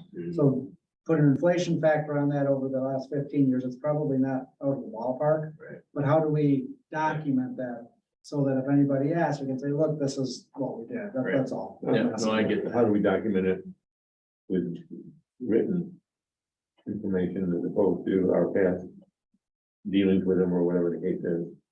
Apparently our people don't pay enough taxes for the Pierce guy. Was it Pierce? I thought it was. Then they can say that in their bid. But I mean, it could be as simple as, if you know of another department that recently bought a pumper truck that's similar, there's What did you guys pay for it? I can do some research on that. You know, I'm not What was the trying name to of the be company a, that wouldn't give you the bid? Spencer. Spencer. Oh, Spencer. yeah, I mean, you can document that too, and I'm not trying to be a stick in the mud, because I know this is scheduled, and that's what we have the millage for, and we get a bit of, I get all of that, it's just, No, you know, it's almost $1 million. We gotta do, I think, a little bit of due diligence on that, Yeah. and then, but I'm all for it, I think we can figure out in that spreadsheet I sent you guys, you know, we just need to pencil in that down payment and figure out when the other piece needs to go, let's assuming it's $850. I think we're gonna end up having to loan the fire fund some general fund dollars and then have it paid back, which I think is a perfect or good use of our fund balance. It's just sitting there and we avoid interest charges. So I have a So- question. If you prepay this whole, you were talking about prepay, they want all the money up No. front, they'll give you a discount, or what was the prepay? that was saved? 185, I think. Is what it said. Prepay is 185, Oh. that's to get the stuff rolling, but you don't get the discount off of that. You gotta buy the whole thing to get the discount. Yeah, And how much do you save? 30, 30,000. 31, 30, 30,000 in 450 days? 425. So how much is Next page. 5.2% of $850,000 in a year? Next page. Next page. Next page. No. You're going? Was here somewhere. I think I went too far. I think you went too far. Wait, he's a bad driver. It's on page 2. Oh, I went right- Well, that would not be good, because that money in the bank would earn $44,200 at 5% in a year. So if it's a year and a half, that's $66,000. We'd be better off keeping the money. Yeah. Oh, but it's less 185. Cause you have to put 185 down to buy it, right? Oh, okay. It's Okay. probably like, I've got a question that's not gonna make me very popular, but I'm gonna ask it again, as we talked about it before. Is there any thought into sharing equipment or consolidating fire departments? That you're like in. Yeah, you can talk about your discussion. I can tell you that we are in discussions with Bear Lake right now, to look at what it would look like, on paper to condense the two fire departments and put it under one roof and run a full-time fire department out of that. We are looking at that. I don't have, Will the decision be made before we have to buy this? No. No, So this is what we would bring to the table. Yeah. This might prevent a future cost by, for somebody else. Right. so that is in consideration of this equipment like this, you know, as we move forward with that. I won't say that the talks are new, because it's been going on. We're starting to gather some pretty good data on what that would look like and response times, stuff like that. Yeah, the thing I've heard from people along those lines is we can condense the fire department to that will only have a couple minutes to call or whatever. But don't do EMPs that way.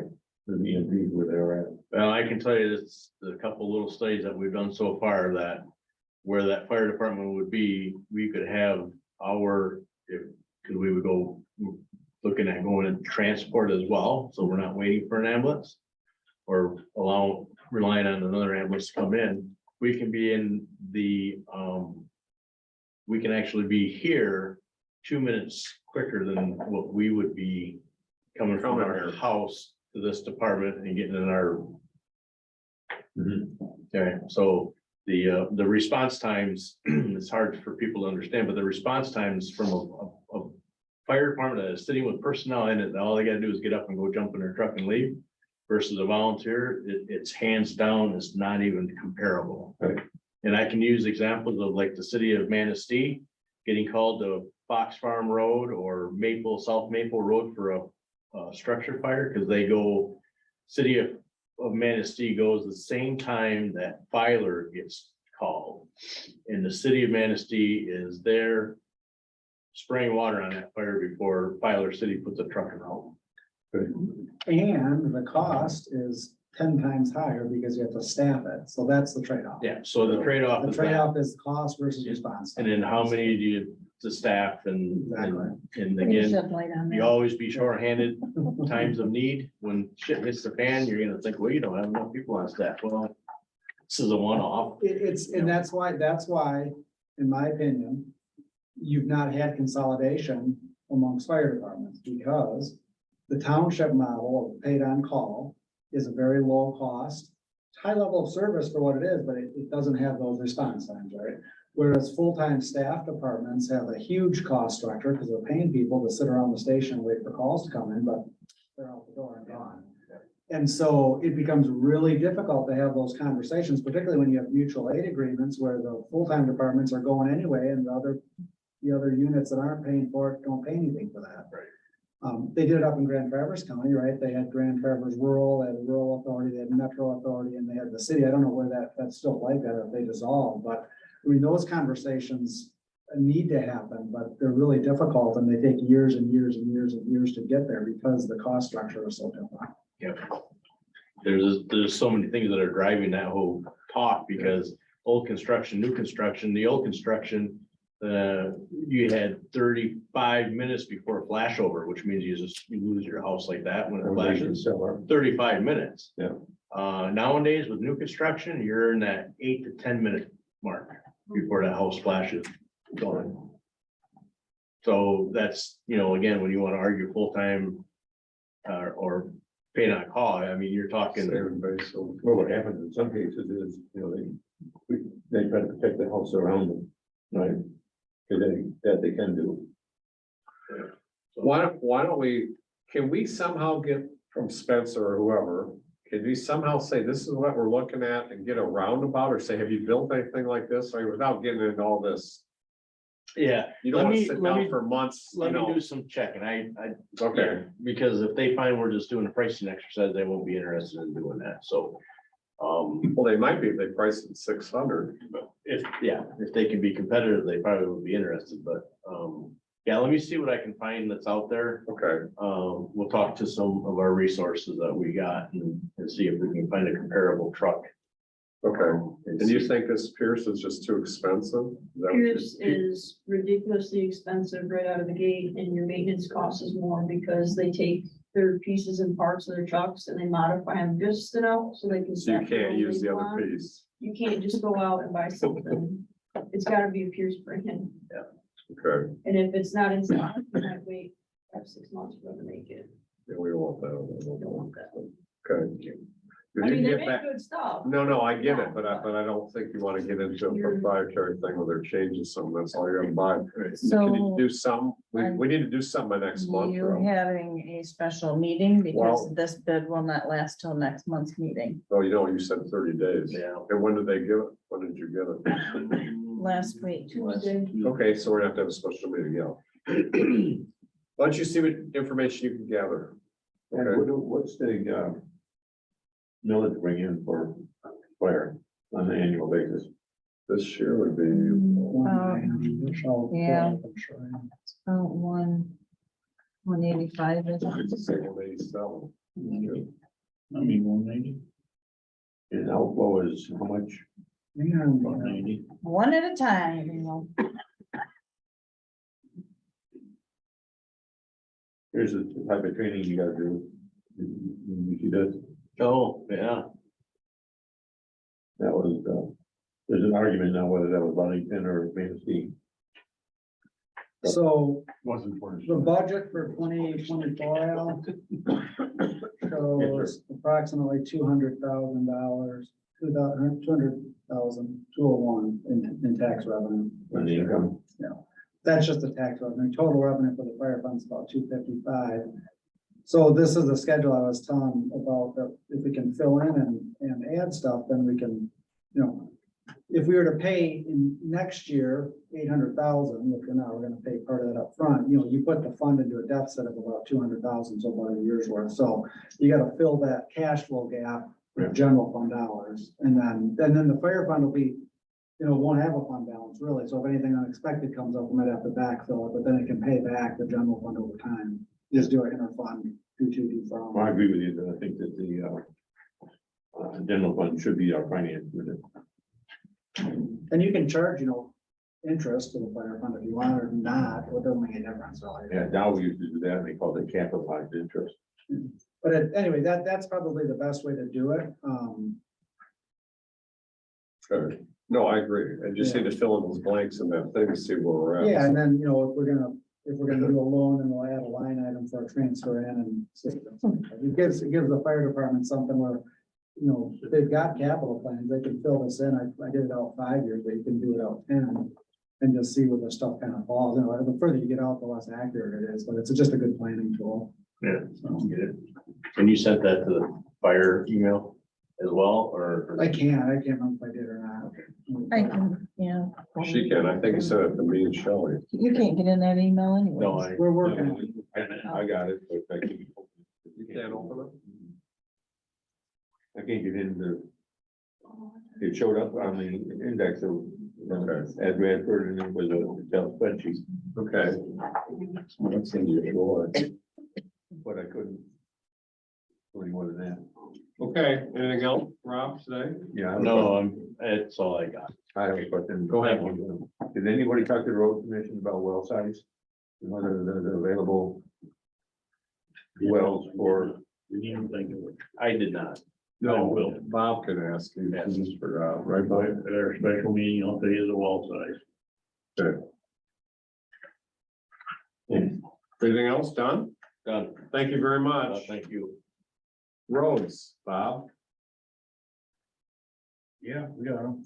Okay, they're still there? Oh, what did I have? Oh, we're supposed to have a projected packet. For 11 Mile? No, Oh. leave for the fiscal year 24 to fill out, and I haven't seen it yet. So it must be in your pile. Not in my pile. Of what? It was under, Oh, well, that's okay. Well, it's on my desk. It's not a pile. You know, well, well, it was on your desk like 2 weeks ago. No, it's probably still there. the MTA will be, what did I say, 26, we meet here. Yeah. That was the other thing. They still have 11 Mile back there, right? Because there's gonna work on that this fall, right? Maybe. Blacktop this fall? No. The engineering or whatever he's doing. Yeah, it's put it off for bid. That's gonna be spring. Is it out for bid? No, Not yet. It's not done yet. He hasn't finished the concrete. it's all wrapped up. We're all engineered. We're trying to get, Okay, we're trying to move some figures around, all right? The rest, there is a speed sign that the sheriff department put out on Fort Point Drive. it's the portable one, right? Yeah, someone came in and Over by, complained at me today about it. Well, Pardon me? See, Yeah, why did we put that there? so you would Catch- slow catch down. speed. Did you tell him it wasn't ours?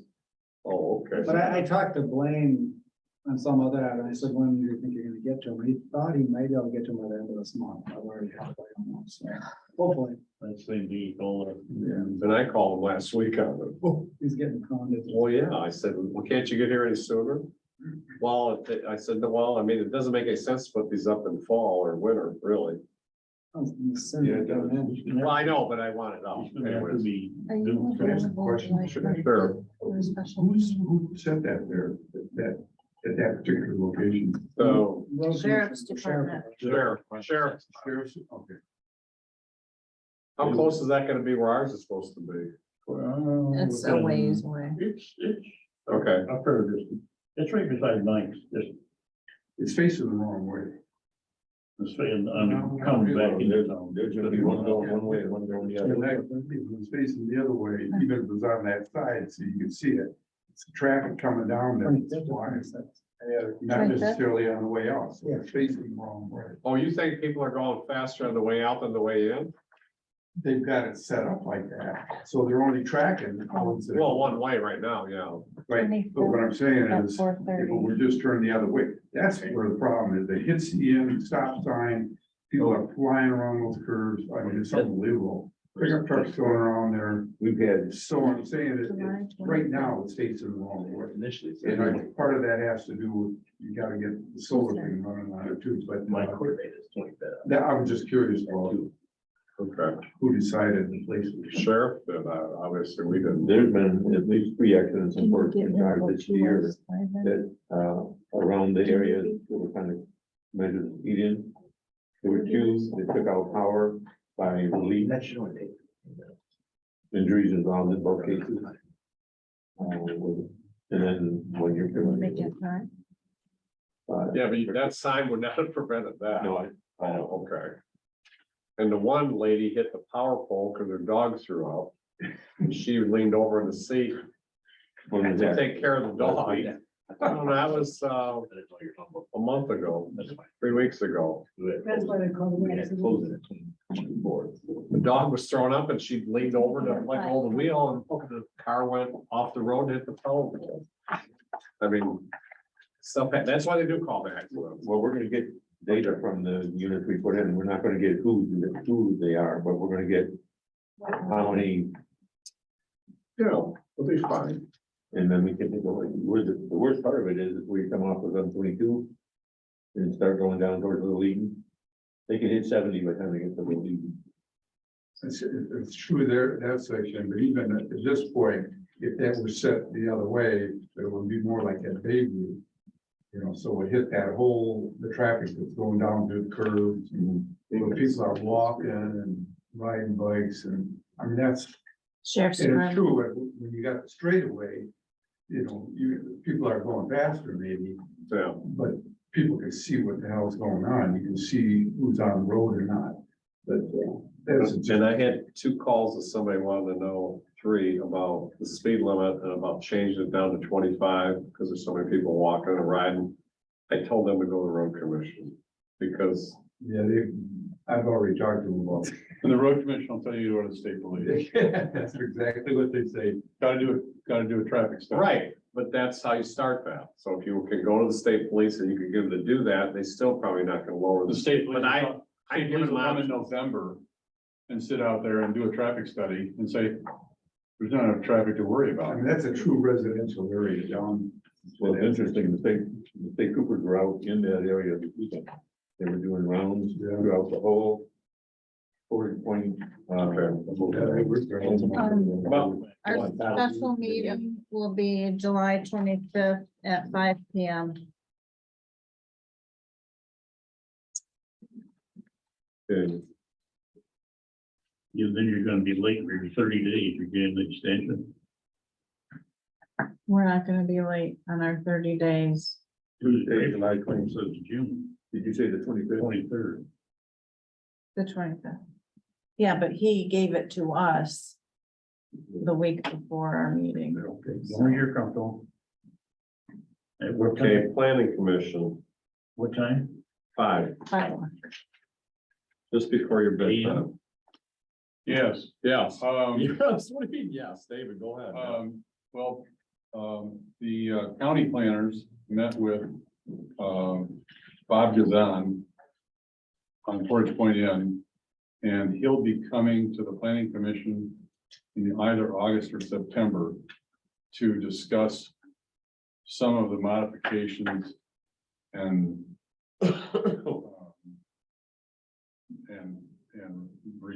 reductions of scope of work that he would like on a special use permit. I don't know what all the particulars are, but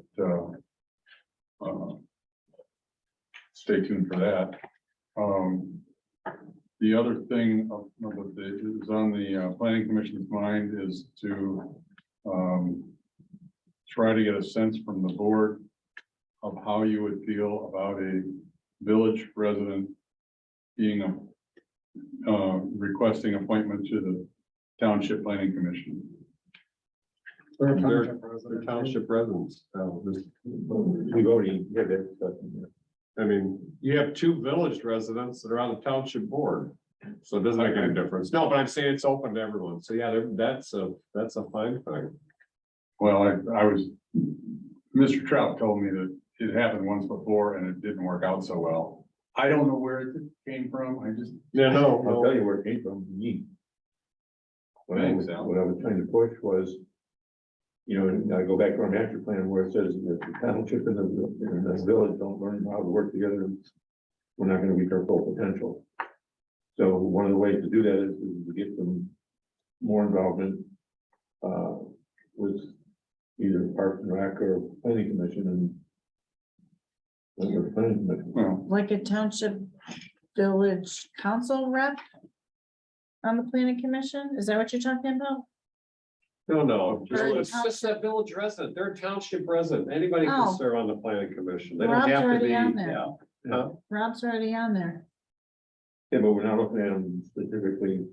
I mean, it doesn't make a difference if we have 1, 2, or 3 people from the village, what difference is it? Oh, right. I get it. I'm with you now. Sorry, I I was was reading. only asked, He's just asking, we're making too much of it. we haven't even approached anyone. Yeah, he's Yeah. just asking, so, We but don't- there's your answer is, it Well, doesn't you matter. wanted to know. David caused the problems there already. Judith, what would you like to? To add to what Mr. Gazan really wants is the board planning commission to change the sequencing. He doesn't want to have to do the end first. Right. I was at the. He told us the other. Yeah, I knew the message I got was that he met with interested neighbors, which I assumed was Yeah, you. Judy. correspondence. Of course, I was there. For No, Gazan, I it's think. the, Right here. Resort. Right, somebody's going- Maybe probably, that's what he's talking. Yeah. Oh, that's. Oh, rattle. That was their annual meeting. He made a false statement there too. Pardon? He made a false statement about his sheet piling. He said it was there before COVID and it wasn't. He has a tendency to He forget. brought it in, then he wants to have it installed now. He needs to just take it back to. And I have a question as well. Can you, at a road end, can you block the access to some degree with boats in the water? In Which front of the road end? 9th Street. It's not a it's not road a road end. end, it was abandoned. You cannot abandon 9th Street. You talked with the attorney. I'm aware that you have to go to court to do that. Twice it has been upheld that that is a road end. It belongs to the neighborhood. It does not belong to Bob Gazan. And the road commission cannot abandon it. It has to go. to That was court. between the road commission and them. That's not us. Tom Greer knows that. No, I'm just saying, but it was never the time, it was never ours. You're Yeah. asking me Well, what we would do, But- Okay. It's I not don't ours. know. Does somebody know with road ends? Can boats? it's not our road end. There regardless are of where- county road ends and there are township. I understand that totally. You'd have Okay. to go ask the county. Cause I don't know. Township road ends, I can don't people know. park their boats there? No, Okay, and maybe the county has a different rule They don't have any rule. about putting them.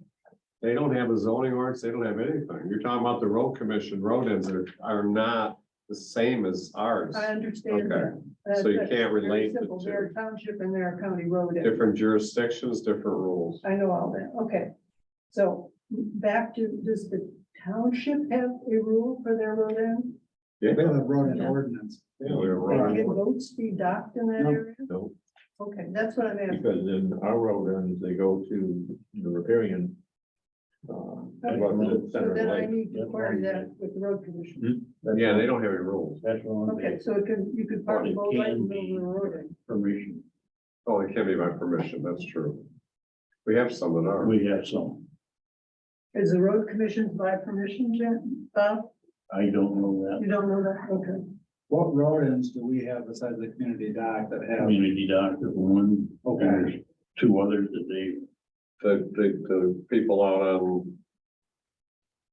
Asked 2 years, 3, 4 years ago, asked if they could put their boat on it because they're, oh man, I can't think of their name. Out Oh, on, yeah, the board voted it through. right. Then a well lake.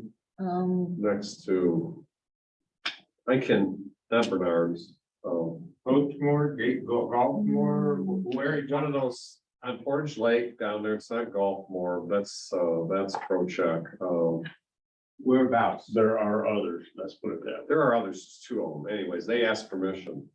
And they have insurance on it, and they put a dock on, they put a boat. So, yes.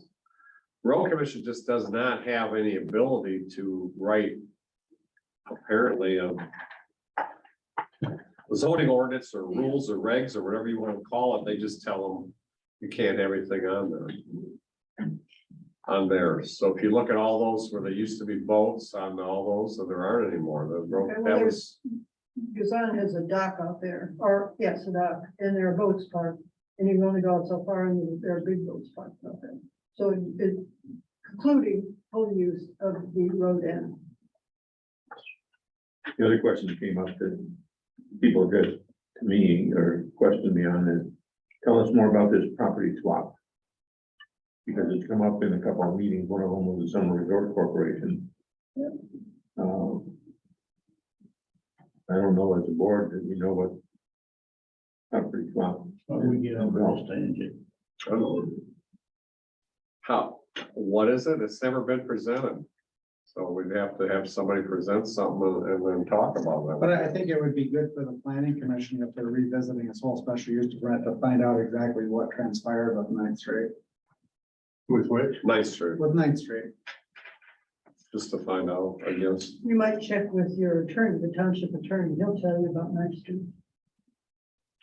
Yeah, because there was conversation between the attorney and the road commission. I'm sure. Not our attorney. I know about what you're talking about, but we were given the right to, remember they abandoned it. And we were offered, well, Judith, okay, I'll respectfully disagree. We were offered something to have it and we turned it down. You can't do it. It's been to court twice and they've talked about. I'm not even, yeah, it's fine, but we're out. Just so you know, we are out as a town. He'll tell you. I'm not gonna invest any money. It's not ours. Why? Why do I have to do that? Why? It's not even, why would create a bill for something that we don't, it's not ours. I know it's not you. Okay. Then why are we, okay, anyways, we're moving on. ZBA. Wait, I can't is he answer your done? question. Is Dave So. done? with Yeah, planning Dave, are you commission? done? I'm sorry. Yeah. He's fine. Okay. Just for the record, not for the record, but some information I was told today that there is gonna be an applicant from the village For the planning commission, for the planning commission. it's fine. Letter that they're supposed to send to the board, and we review the qualifications, et cetera, and we approve or disapprove. So, my understanding is that should be on its way to us. Okay, thank you. ZBA, nothing, right? They haven't had an issue to do with. What an ongoing issue, it's, be the other way. Zoning action report. She turns. It was in there. It was, in the okay, I packet, didn't yeah. see it in there. So we still have these violations going on and we got a letter from, no, I'm sorry. The attorney showed up on a violation and then sent I'll get the copy of the letter for the next meeting. Basically said they want to go view a property and look and see what's on the property to either verify there is a violation or there is not a violation. So the attorney sent a letter, their attorney sent a letter and said, as far as he can see or he knows, there is no violation. So because he thinks there's no violation, there'll be no need for anyone from the zoning to come out and look at the property. And thank you very much and have a good day. So shall I?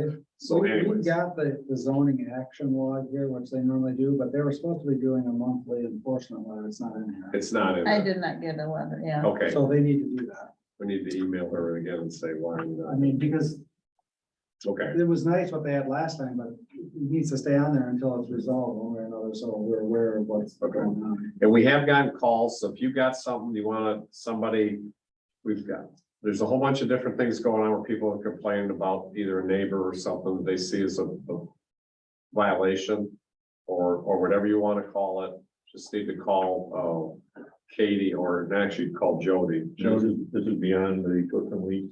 No, this is to do with just zoning violations in general. Right. If you perceive something, if you don't want to call here and we'll get it turned in, but if someone perceives that there's an issue with something and their neighbor or whoever it is, and you have an issue, just call and that's what's happening. So some of the stuff is gonna get pushed to the forefront from people just complaining about whatever. And when is their contract coming back? It's October 1st, right? Correct. And he's supposed to give us an updated. So we'll act on that in September then, or August, do you think? Hopefully we'll get it in But August. I'll just say it again. I think we need to make some changes to that contract. I agree. Good. Okay. Harbor Commission. You asked last meeting about the DNR site. We all agreed that it would be great if you entertained that. We came up with some cons and some pros also, and of course the cons are you would be taking care of the lawns, the bathrooms, putting them, taking out the dock, keeping the concrete ramp free of sand, which it isn't right now. Doug said that the piece of equipment they use is broke down and it isn't fixed, and so I don't know when it's gonna get fixed. Okay. They They just push the sand, right, Jim? Or what do they do? Do they push the sand Or on suck that? it up or? Yeah, I don't know that, they take some out, but they have to put it in the same area, someplace out there. Okay. So, and, of course, we'd like to have the rest of it repaved, so. The pros were, there's ample parking. Underutilized area, possible revenue source, governing body would be local, be in charge. And improvements and repairs would probably be done more quickly than trying to go through the DNR. They're more expensive, but for the township, I mean, but, okay. I think that honestly could- would be a great, We could get Family grants park. if we were, you know, Mhm. for. But as we are right now, we can't do anything. What did you say, Kelly? I think you could turn that into a great family park. You could put a nice picnic gazebo up in there. You could do all kinds of I stuff think out it would there. be nice if, along the same lines you're talking about, is how many, what the properties adjoining that whole bunch are, and I think some of them are owned by the DNR. Mhm. They are. Well, that whole outlot is owned by the Right. DNR in front of all those houses. Right, so if you look at that, you know, there's the potential you're talking about out there. Right, and we were talking about acquiring more area for parks. I think that would fit that perfectly. We used to have. The Harbor Commission did get 2 picnic tables that we put out there. And, but I think the last person on a dog quit putting them out there. I used to go out, Jim Messner and I used to go get them, we'd storm at their facility in the wintertime, and then we'd go get them, pick them up and put them back out there. They just disappeared though? Or they picked them up once and they never came back, so. In fact, there was 3 of them. There was one by where the kayak launch is now, and then 2 in Center Island. So Okay, that's nice. All right, we would be in favor. so you being more in favor of it than not opposed to it, correct? Okay. Should it be the Harbor Commission that approaches the DNR, or is it your turn? I think the Well, board I'd has like to the, decide. I'd like the Parks Committee to study that issue. I did ask Doug what he thought he spent a year, Yeah, and he said probably around 5,000. Yeah, he told me that. Which shows, because. yeah, it shows how much little they spend. Why wouldn't we have the state make it look like the one in Frankfurt and then donate it to us? Yeah. I mean, to me, we're assuming a huge expense here to put this in. I'm thinking around with these little bitty grants, and then the history tells me the bigger grants that we go through, we spend all kinds of time and then we miss by a few points and all that. I don't know that it's a slam dunk that we take this property and start getting money. At least that hasn't been my experience. Can't the state upgrade this thing and? Well, I think we need to talk to our legislators and they need to put some pressure on the DNR to pay. Yeah. That's what needs to happen. Doug has asked us for a letter, and I think what he thinks is somebody higher up in the DNR has got to take this on as a cause and do it done. Well, Well- Township sent a letter to Lansing and you never heard back. Right, we never heard back, but you guys, as a Parks Commission, you guys are looking at spending 25,000 minimum just on purchasing property that you have done nothing with yet. I mean, you have to build something there. Which, So- the big property out in the north. Not just any property. I mean, so you can either start from scratch and do something, Well, the ones that we or you considered, can, you can do something with a park that's already formed that you already put a kayak launch at. And you can, Parks on the water. it's already there and you can put more money into it and convert it. I mean, you don't have to pay the parking lot right away. I mean, you can still have, we already have that whatever structure that's there that we have to paint all the Oil time. yard. We're already, Well, that one's got a historic marker on it. right. I mean, we can, there's just so much Light. potential at this park that we're already putting money into. Oil there. I mean, If you take a look at the use of our parks, I mean, I go by the master plan, and I think the master plan Parks and Rec area is to find additional parklands. And lakefront would be a priority to that. and this one's already So established. why don't we do this? Why don't we go after the legislators first, couple of them first and That's say, hey, about could somebody you- talk to Yeah. whoever and Right. say, and say, look, can you do something to help us out here? Have them put some money into this, and then if they got the money into it, then we could take it over and not start with a pile of crap. yeah, we're not against it, but it seems to me that there's gotta be steps along the way. And one of the steps would be have them improve it for us. Where's the one in Frankfurt? Crystal Lake. Yeah, on one which side? South side. South side. 15. No, it's on the north side of 115. South side of the lake, north side of 115. So When it a runs to third of the way Frankfurt. to Frankfurt.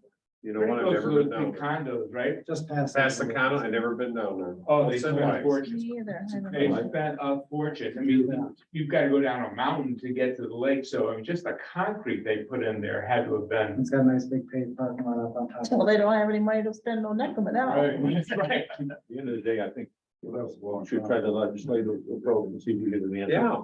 But if the answer comes back that they're not interested, that shouldn't kill our interest in that area. No. We pursue it on our own. We park it out. Yes, she is. She's been talking to Doug. Yes, she has. And she abandoned chairmanship to me. Oh, So, well, But the end of the Okay, day- you're up. she's still, what? No. They're talking to Doug apparently. about, Jim? Taking it over. Yeah, are you done? Or no? You are done. Go ahead, Doug. well, so about that, the grant that we talked about earlier, from memory, the topos are $37.50, and then the engineering study is $6,500. My opinion, for him to come back with a suggestion for 2 leach pins, why are we spending $6,500 on that? My thought was, these guys are gonna do an absolutely top-notch study that's gonna give us all the answers that we want. So based on the conversation earlier, let's go one step at a time, get the topos and then engage with them. And I kind of like the conversation where it's like, no, we want another solution besides that. We want a series of solutions to come up with. That's what we're spending $6,500 for. So I think We already did the other solution in an hour out there that day. well, but that's the same solution. He's That's what coming. I'm saying. It didn't cost me $9,000. We did the topo in an hour with the laser level. Well, but in fairness, Dave, when we went back to spot one was a few inches different. The second time we were at spot one, we didn't do, there was a bunch of guys out there doing topos as opposed to what we would expect from them. So, No, I understand, but it also was an hour and a laser level. right, And it costs nothing, but I'm just saying that the end result is he's gonna put the same pits in, they're a little bit bigger than what we talked about at that day. It's basically the same thing. exactly. So why spend $6,500 to get that? That's why I was kind of hoping, what are you really giving us for the $6,500? Because, it's prepare a study that. So I just don't think it's, okay, let's go, and then have them bring something to the next board It meeting. should be interactive. Do the first one, come back, and then let's have a debate, even if it has to be a second, or a special meeting or whatever. I want to grind them a little bit and I make agree. sure we're getting $6,500 worth. even though it's not our $6,500. It's still our, yeah, it's still. So we made a motion to go with both of them. Should we redo that? No, we just need to let them know that once you finish the topographical survey, we need to have a conversation before you start Before you going go off on in. some wild tangent for engineering, like, let's put a French drain all along the back of the parking lot, which will be filled with sand within about 24 hours. That just is a The sand ridiculous issue, solution. yeah, it's never gonna go away. And what I like that you said that, because I was thinking the same thing. There's gonna be more in there than sand. Yeah, it's gonna be a mess. Yes, you think you got trash problems now. No trash. All right, I so, don't either. but my message to him is do the spice, or do the topos. Come to some with thoughts and then come back to another meeting and let's reengage. Yeah, Well, let's make sure we relay that to him right away. Oh, I will. Okay. I'll do it tomorrow. Do the topos, think about it, but then before you start really putting pen to paper, let's talk. Right, because we're not interested in doing the pits. We've already come up with that idea here a month ago in an hour. We decided on what you're gonna do for us now. Well, we took it from our deal. Yeah, well, But I mean, they should be able to do some calcs that say, 1-inch rain in an hour is gonna put this much water in this area. That's. That's where I was wondering, yeah. Yeah. All right, So we so, can do that ourselves, once they get Well, the topo. They got it all. But that's part of Okay. what they're supposed to Pretty do. simple. Okay, go okay, ahead. item one. Item two is the cigarette thing.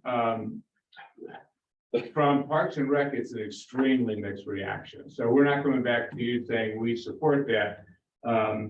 There was a request that I go back to Pat and say, we want data from other communities to show that you actually had a positive impact. Give me some numbers, some metrics, and say, this really works. There were members that just objected to any more signage or objects out there because that's clutter. There was questions about the effectiveness. In fact, Michelle had an interview with someone who she knows personally who smoked cigarettes on the beach, which is against the rules.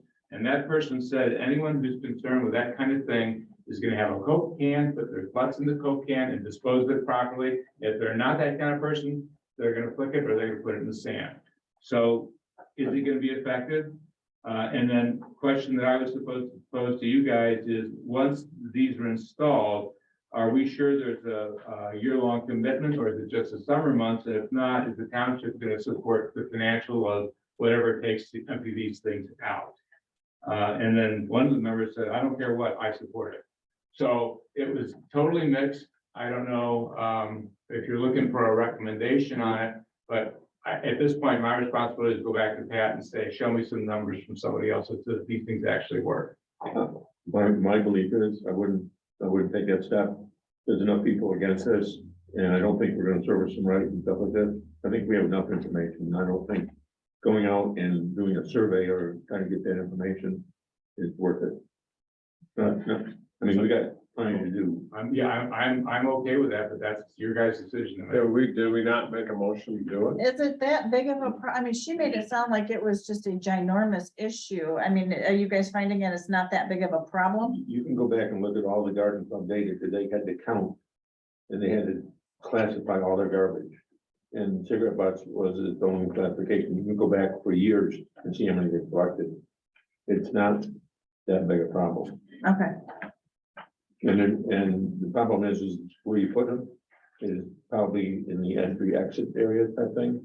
So people would put their butts in there before they walk on the beach.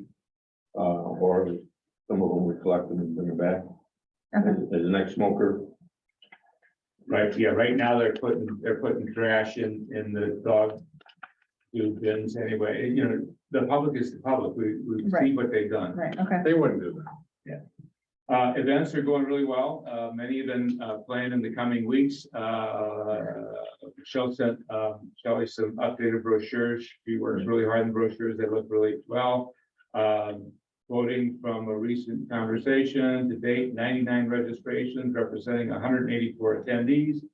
Five registrations representing 15 attendees in the children events, and that doesn't include 19 children that attend from Leaps and Bounds. The Bird Walk, 29 registrations for 32 attendees. Pickleball, not so good, 5 registrations, 12 attendees. On the Portage Wetlands Project, Jane Johnson, who volunteered to be part of the ad hoc committee, is going to be giving a tour of the wetlands this Saturday to some members of the ad hoc committee. And that'll be sort of the kickoff. After that, we'll meet with Al, and Al will get us introduced to some of the people at Grand Traverse Regional Land Conservancy and some other folks. So we're just kind of getting started on re-kicking that off. Volleyball net is in at Langland. Trash container, I mean, I don't know how much you guys want to talk about it, but I'll leave that up to the board. When I took a look at those numbers, the stats, I don't know if you guys had a chance to look at any of the graphs and charts. It's unbelievable that we would have 17,000 people in a week at Langland. And that's dividing the count by 2, assuming in and out. Now, if people go back and forth to the bathroom with a thing, it's gonna be inflated, but still. Staggering numbers, and for me. Just go down there and spend a couple hours. Oh, I go down there all the time. I believe the numbers that the counter came up with. I believe we are seeing that many people in the summertime. I don't think it's 17, because I think you get that extra person that goes in and out. You know, I think it's not that high out, but it's high. But it's high. 650. No, I bet it's closer to 10. Well, I still think it's high. It's a lot of people, and really, when you think about, when you think about the trash situation we had, the picture that Bob sent, we had a blanket over here, we had some trash thing next to the toilet building, about 4 or 5 real infractions. For 10,000 people. I don't know. So that's probably a lot of it made it in the dumpster. Yes. Yeah, that's the stuff that was outside the dumpster. What was in the dumpster and where did it come from? What's inside the dumpster is what we all knew would be, which is trash from the beach and Household trash trash. from the I'm sure. public. There's no question about it. You go back 2 or 3 years ago, and we didn't have this dumpster. We didn't have this problem.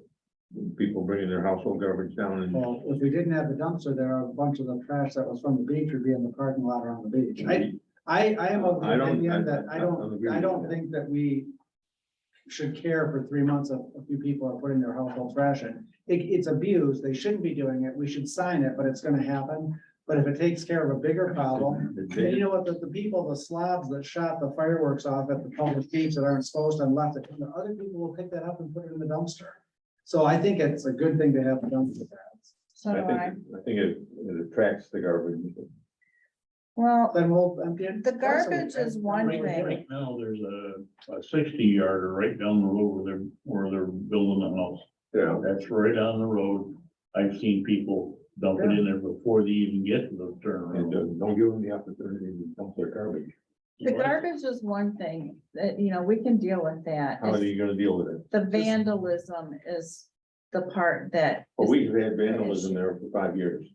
Well, we never had them take the We inside never of the had toilet them to out, this rip it extent. apart. Well, we came very close there. We had them cover the walls with feces. Well, that's not pull the toilet out. though. So that Right. begs the question, did we get somebody to So- clean that thing? Are they gonna? Yes, we're having it power washed Twice. once a week, Once a week. inside and out. That was my next thing. Okay, Thank you. That's great. yes. That's So- where the vandalism has come, has been with that vault toilet. And there's not been vandalism any other place down there. Worst you get is graffiti and they do it with charcoal, so they can wash it off. And if it continues, my suggestion is, why don't we put, it works in the city, put a gate across it like we have at North Point, lock it up 10:30, 11 o'clock at night. I don't think we can do that, Why can't we? because it's a county road end thing, right? Or do you Yeah, know the- yeah, the county owns that road. And road end. Plus it's Well, access. why, how can the city do it? What road? What are you talking about? Do- Second We don't do anything with the piers. You can lock the bathroom up. We put it No, in. she's. Put a gate across. Oh, gate across that? Oh, no, I Yeah. can't do that. I'm sorry, I misunderstood. I thought you meant a gate We across can the absolutely lock bathroom. the bathroom. They That's just what I have thought to- she meant. I don't mean the road. You can't Yeah, do the put a road. time lock, do something. We Can't do the had, road. we had a time lock on the road. Did we before? Yes. That didn't work either. Didn't they break that? Yeah, that's what I thought. Leave it alone. It's only a couple of months. That was a $2,400 time lock. Yeah, we're But not they're doing not that cheap. again. Well, I believe that people, if we want to leave it alone, the people that voted yes to do it, I think we just That's gotta one of the pick it garbage. up, they're not going down and picking it. you know, like they. You Hell, go no down one's, and pick no it one's up asking you to go anyways. pick the garbage up. Come on. You used to, yeah, but I. Used to, well, but not now. You're not now, don't worry about it. Reason I'm not now is only because of my physical health. I understand that, don't worry about it. Someone will have- go I do down worry and about do it.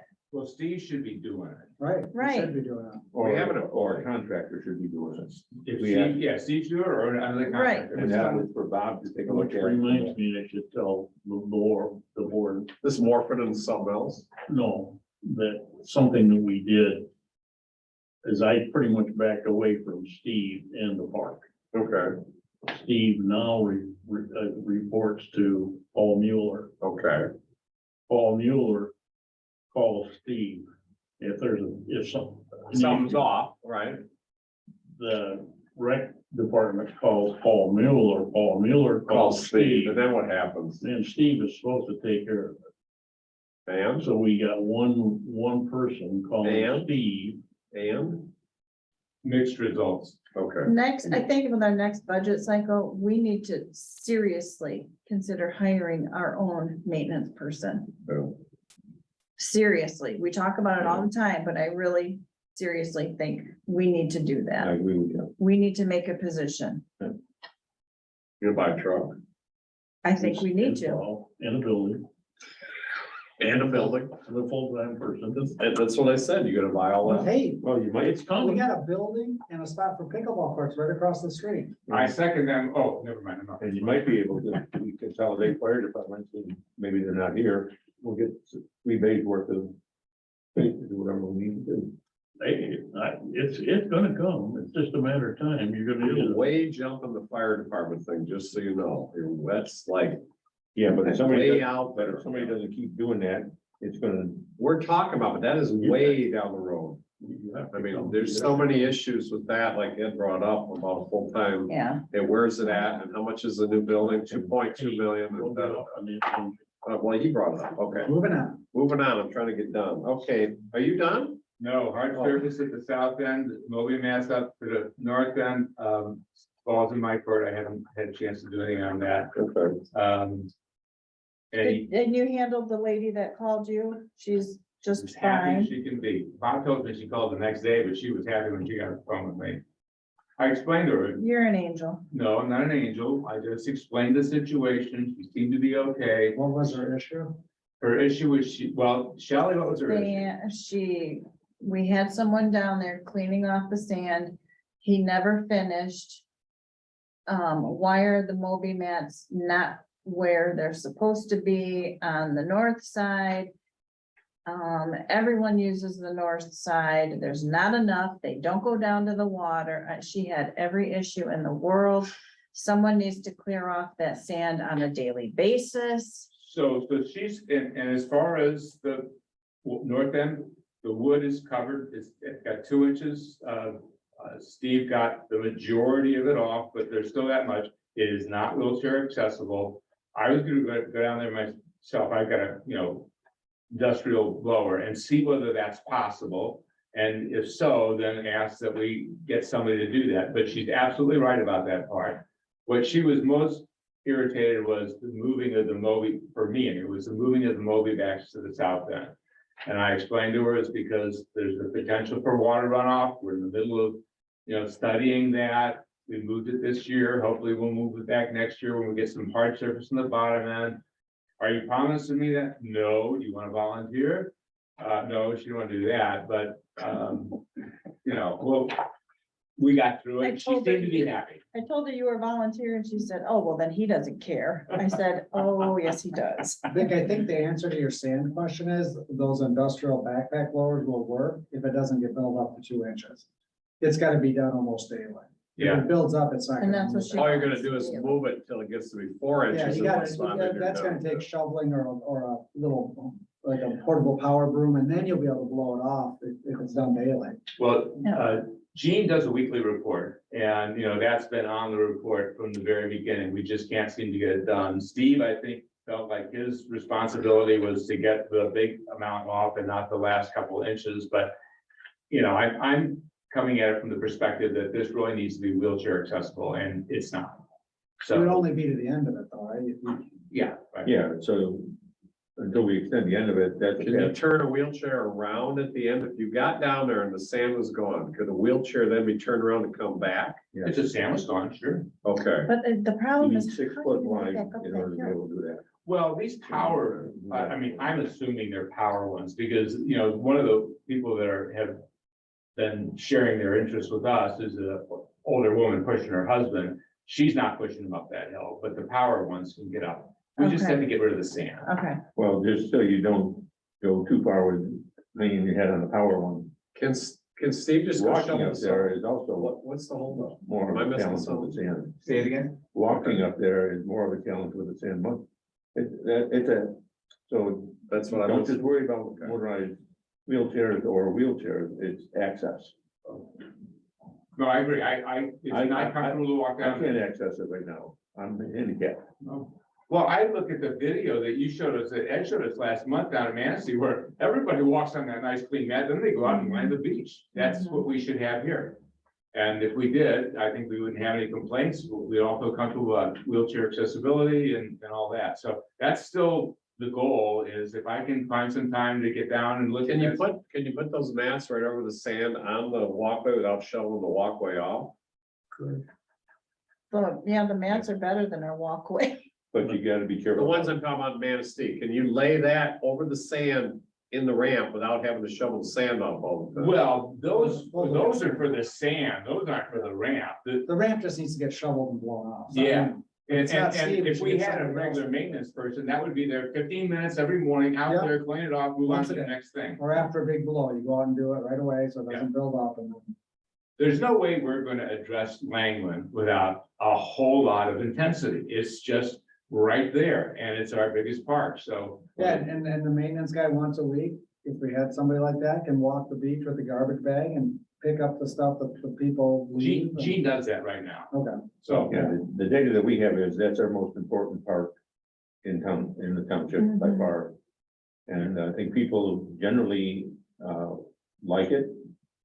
They enjoy themselves, they find a place on the beach, you can find a place on the beach, you can be as isolated as you want to be. Some of these are like pebbles in your shoe. You know, the vandalism in the toilet area, that's been going on for a few years. It's unfortunate, I don't know why anybody would do it, I don't know what their objective is. because they haven't been Potty trained? caught and busted. Well, let me tell you about cost and busted. We're not getting a lot of cooperation from that because the one time that we did have the information, prosecutor wouldn't. And, well, that's the other issue. And so nobody's gonna go get a license number, get a picture and write it all down and bring it to us anymore because they tried it once. With a red pickup truck with a Confederate flag was flying in the dune. We turned it into the police. They took it to the prosecutor and he said no. We could though call the sheriff and say there's parking signs out there, and would you like to make some money? Come here Saturdays and Sundays. One thing I think you guys gotta realize is that would maybe finally solve the problem, because you're not gonna solve the problem until you start giving tickets. But that is gonna have people parking on in front of people's houses, because, I mean, that's just gonna, that's But just that's gonna. not illegal. No, it's Right. not illegal. It'll be an inconvenience. You'll hear a lot of people complaining about it, people along, but I'm told this year that there's been several instances where you just can't get out there. And sometimes, you know, you'll get some hard head this way and a hard head that way, and they just stare each other down. They were Can fist I comment fighting. about something about this? You know, what's really bad out there is these guys coming out with their power wagons and the trucks and driving up on that dune. And there's been numerous places where they've tried to drive right up by the bathroom, right up in the dunes. They get running out. And it happens at night, because I get down there early in the morning. And it's happened right in on the front part of the beach, and it's happening right there. They got trucks running around.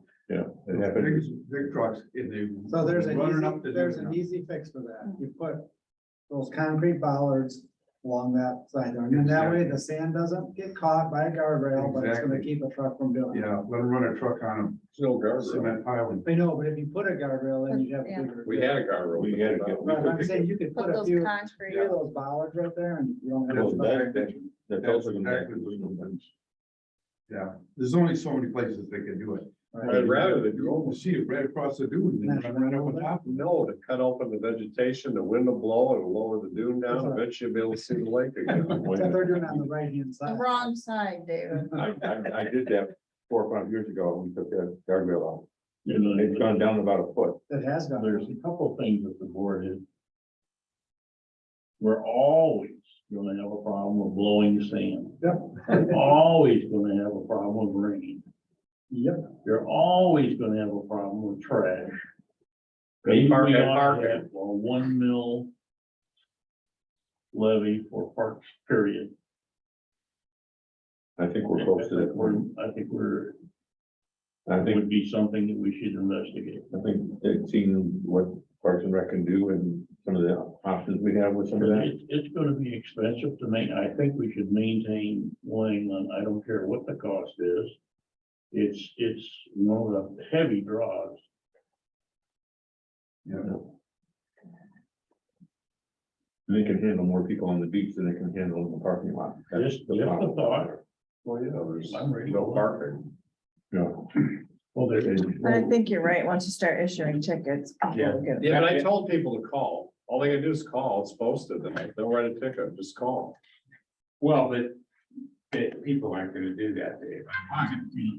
We, last week, we had a gentleman. They're out on the beach. To me, that's guaranteed money for Manistee County, is just to go out there Saturday, Sundays and holidays and make money. But. Library's got enough paperwork. money. Oh, no, but no, listen, I know about law enforcement. They call that production. They like doing that. The library's got enough Have money. you? Oh, if they have enough money, then that's fine, but there's plenty of municipalities that engage in production, and that's writing tickets. Are you done? One last thing, Gary Madden gave a report to Parks and Rec on all the things that are happening, a lot of them very favorable with getting access, public access to a lot of the grounds there. There were still 1 or 2 places they couldn't, but one thing that came up was, and by the way, I've been told a lot of times that Parks and Rec does a wonderful job on park, but not such a good job on rec. And so I'm thinking that, we need to have something besides these events that, and I think that events that Michelle does are fantastic. But I think that I was down in Manistee at that pickleball place this morning, and there are dozens and dozens and dozens of people there playing pickleball. I mean, it is hot, and that's something I think we need to somehow figure out how to get something, whether it's us buy some property. I like the village idea. I think that would be great. Because we could really start spending money on things and have a 5-year plan and put that stuff together. But there is a piece of ground at the school that would be perfect for a pickleball court. But it's also right now under consideration for something that's called a rain garden project. And the rain garden project is something that Gary is pushing pretty hard. I'm not exactly sure what it was, but it was something developed by Laura Tremont Spears. I No, don't- we've had rain gardens before she even showed up. Well, then you could tell me what she did. What they are, there's one at Easy Mart and there's one down there at the Far Center. Where we have, storm water runoff. Collected into a garden area and there's plants in there that are, they can handle the If water. there's some toxic or whatever Yeah, stuff, so at the end of the day, the rain garden cleans it. cleans it before it goes into the lake. Where's the land at? I don't know where it was, but Right across from Rob's in-laws, where it's right behind the bathrooms for the football field. Was there flat area there? it's Yes, supposed to be really nice. but Why would they put a rain garden there? he wants to use sinking funds for that. And I think they're gonna have, They said no. They said no on sinking funds because it's not infrastructure. He's arguing that it is infrastructure, so he's going back to win that back, to try to win that battle. well, if he wins that battle, I think he's gonna have pushback next time the school, or the school's gonna have pushback next time they come up for a millage. Cause that's not supposed to be for that. Okay, so that would then support maybe our interest in using that as a pickleball area. So I think he says it, but you know what, I'm drawing a blank. What road do you, how do you, I think They my used to- understanding was that on the track and field. Where the shot put thing is, all in that field? No, because No. they line They that all use the way to that. the very end, and at the very end, it's also, They used to DNR store all wetland. their diamond dust and everything there for the softball fields. Well, that's a little chunk of ditch across. Across from your son's in-laws. I don't know what that is, so I'm drawing a blank, so. It's, It's See right, you later. right before the ravine. Okay, I'm moving on. Are you done? Yep. I gotta get Yeah. back there. No. Thank you for taking over the chairmanship. Don't expect as much paper as you've seen in the past. No, I don't want to There's pay. one other thing we need to do, which is we need to find out the reason we're not getting a good response to pickleball. We've had good responses to some of the other things that we've done, but my understanding is we're not getting good. Yeah, it just, I don't know whether they're not, I don't know. You want it, you want what it is? Well, people that are playing pickleball are already playing somewhere, okay? They're playing it, So you're trying to get new people, Parkdale, Pleasant Valley. they're playing up in Recreation, they're Arcadia. playing- Most of them are going to Arcadia. No. I most of need to them- learn how Yeah, to That's like the play. valley. Yeah, And then they're Manistee, there's 8 courts, 6. they're playing at the Bible Bible camp camp. over here. So maybe the area is saturated and we don't need to. work They're on it. playing at Red Park, because we added pickleball lines, playing at Campusebo, because we added pickleball lines. Playing in Parkdale, so, you know, Well, there's a couple answers to the question. I think that Dave's right. Those that play know where to play. And those, you know, They wanna we're trying to learn. get new people to come learn. But there's also something for the local businesses too. If a third of the people that were in Manistee every morning were here, then, you know, the Speckled Goat's gonna get some of that. The Mexican restaurant's gonna get some of that. I mean, there's positive, the Slipper's gonna get some of that. There's positives for having a ton of people every morning playing pickleball on Main Street or wherever the hell we could find a place for it. So to me, it's more than just the players. It's, let's get our share of those players It'd be here. nice if we could acquire some property and build a pole barn, so it could be indoor, like all year round. That would be differentiating, that's for sure. Okay, they were doing it at the Armory for a while, or They're still doing it. Harvard. That's a couple times a week. Yeah. I used to play there. I just want to learn how to play. Okay, Down done to it. Thank you. Evasive species. Well, we got Alexa. Alexa, you still there? I am. Yay! I have your agreement here. Al, you wanna, well, the agreement's not with her, the agreement is with the. no, but she asked me to present it. Right. North. Maybe I'm not getting the name right. Go ahead, just go. North Country Cooperative Invasive Species Management Area. They have taken upon themselves and got grant money to, respond to invasive species identification and removal for various areas, and they're interested in Portage Lake because of the 2 recent finds that we had with, invasive species and removal of them. They can work independently, they can work manually, they can work with, chemical treatments. This one says.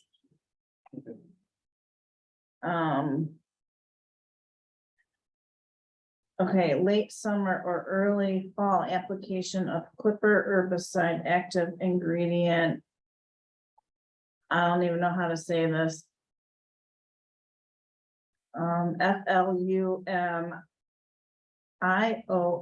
FLUMIOXAZIN, don't know what it is. Well, let's get down to the bottom line.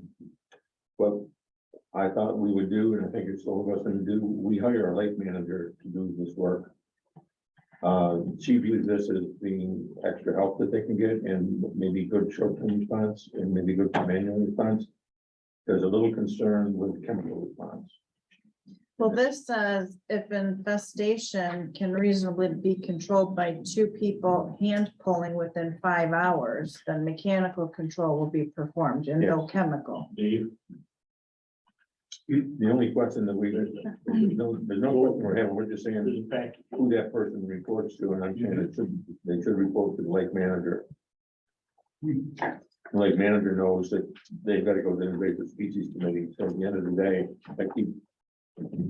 If there's chemical treatment up with this, there's. You know, for this side of the table? No. Anyways, I talked with Bree.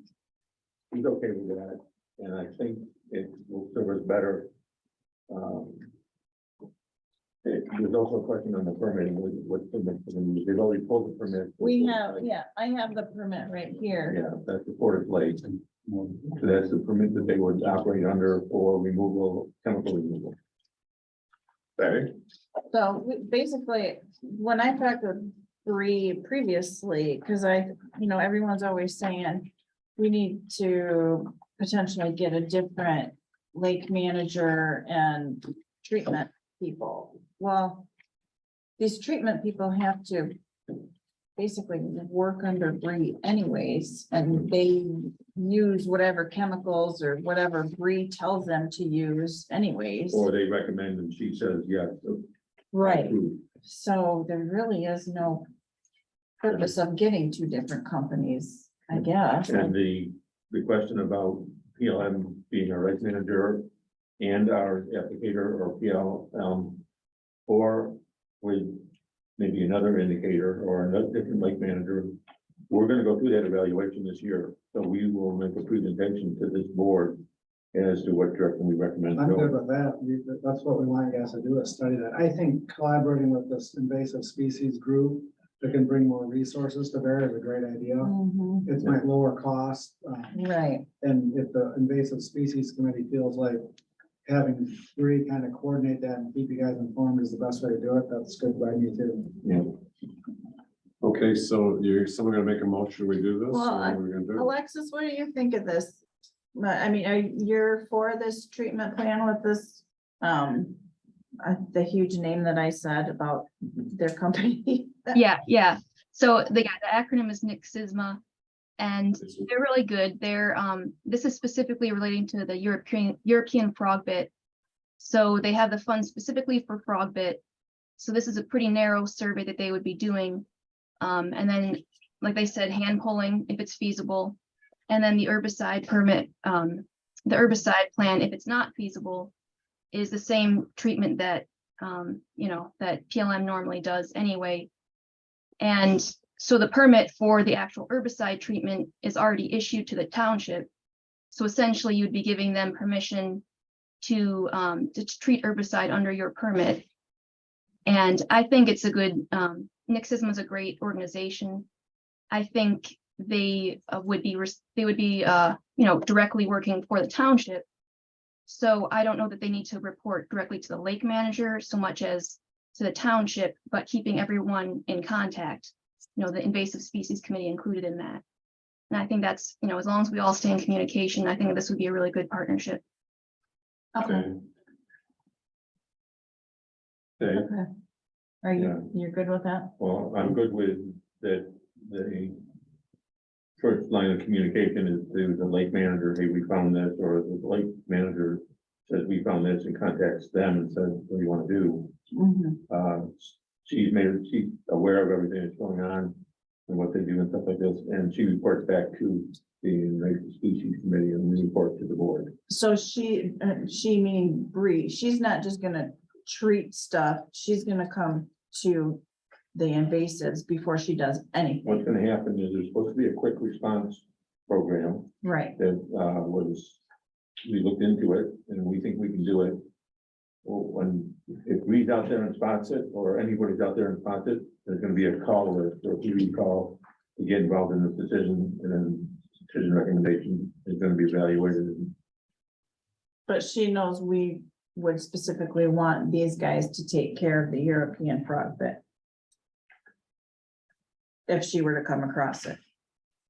If it's manually removed, I think yes. If it's chemically removed, I think we need to talk about that. How many people Well, but if we sign this is saying we're gonna go with them. To do this, the Yeah. narrow part of it, yeah. Yeah. Is that what your group decided? Not yet. Yeah, and some of it comes down to the timing because Nick Sisma is going to be doing an actual survey as well. And, you know, if they were to find frog bit at this point, it'll probably just be a small amount.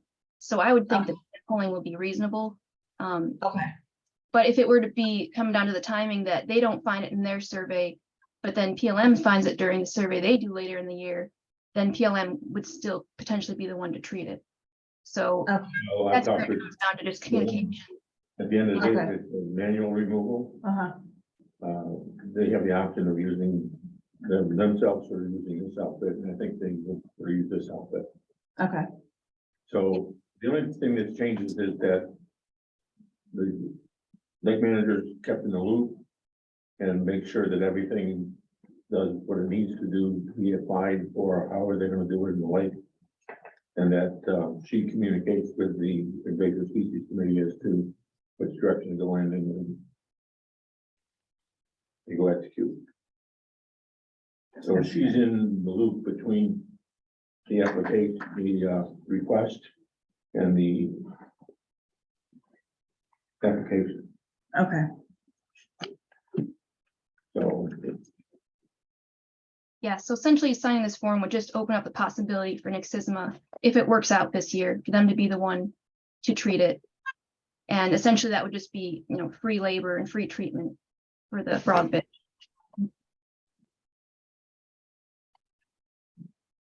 Okay, So do we need a motion to sign the form or just sign it? I'll make a motion, thanks. second, I'll second. You want to second it, Al? Okay. discussion? None, all in favor, say aye. All right. Aye, opposed, that's carried. So we will be in this loop. I guess. Okay. I mean, the invasive species network needs to deal and manage with it, so Mhm. whatever you guys work out. Okay, The lake, the fish study was done. We heard, the first day was a disappointment. The number of fish they caught the second day was a lot better. It was interesting that, we had a citizen, well, it looks like somebody, damaged some of the equipment that, was brought in here to do the fish study. There was some damage to some of the equipment. Where? I asked for a report and an incident report. What are you talking about? Don't make the accusation that there was vandalism until we look at this thing and everybody agrees with it. We was also contacted by an individual. Well, there was an individual that wanted to know what the hell was going on in the lake with the lights. And then when they heard that they were netting fish, well, what are they doing with the fish? How come I can't net them? On and on and on, you know, just harassment. should have told me couldn't have. No, I think I know who it is. It doesn't matter. So the equipment got damaged, you think it may not have been damaged? I mean, it got damaged, how? They left it out somewhere, or do you know? Well, they left them in the nets all overnight. Oh, They did some of it. okay, So somebody must have been watching or something like that, but I want to hear, if you hear anything okay, towards me, I've asked for information on that. good. The lake survey was done by PLM. And the good news is with the exception of Easy Street and Onekama Marine, there's nothing to treat Oh, okay, in the lake this time around. Now they're gonna make the evaluation in the end of August, and they'll make a determination whether they have to treat or not. That would be what pops up in the summertime that we didn't anticipate or something like that. sure. So I think everything's going right there. We're gonna ask Bree to come in, once we get the lake survey done again, and if there is any treatment, what we're gonna do, and we're gonna review that with the public, we'll have a meeting. Sure. I think right now, there's a higher level of trust in PLM, so we've got some work to do, and we are gonna go out and look for, see what it takes to get a new lake manager and a new applicator. Just as part of the due diligence process. Yeah. Okay. But I think it's going right now. I think it's going pretty good right now. From the standpoint of what's in place and who's doing what. I think that's been pretty good. We haven't had 30 fishermen in the room since the last time we had that big meeting, so it's Yeah. probably a good sign. Probably better. You done now? Yes. Thank you very much. Species of them. Okay. Tulsa, we closed the account out, sent all the paperwork to the auditor. He was on vacation, supposed to finish it up. I mean, the account was closed at the bank before the 30th, so he just has to get us the paperwork and it's all done. Everything's paid for and, I pretty much to me, it's dissolved. I mean, I don't think you need to unappoint me as a representative because there is no more board. I don't know if it makes a difference to anybody to do that, but.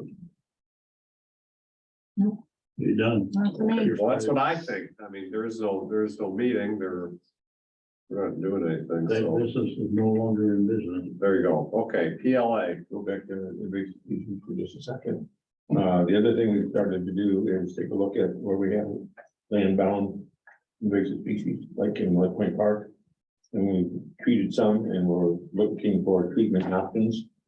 That the invasive species committee will review with the Manistee Conservation District. And the invasive species committee along with applicators.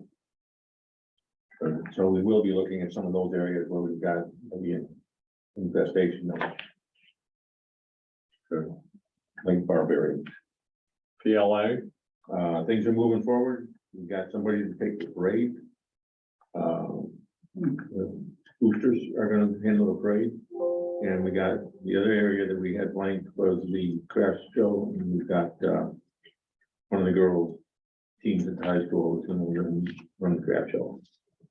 So things are gonna look pretty good for Onekama days, we think.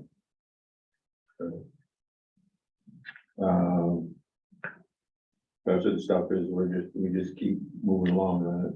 We're probably gonna assist a little bit, the village with a band shell.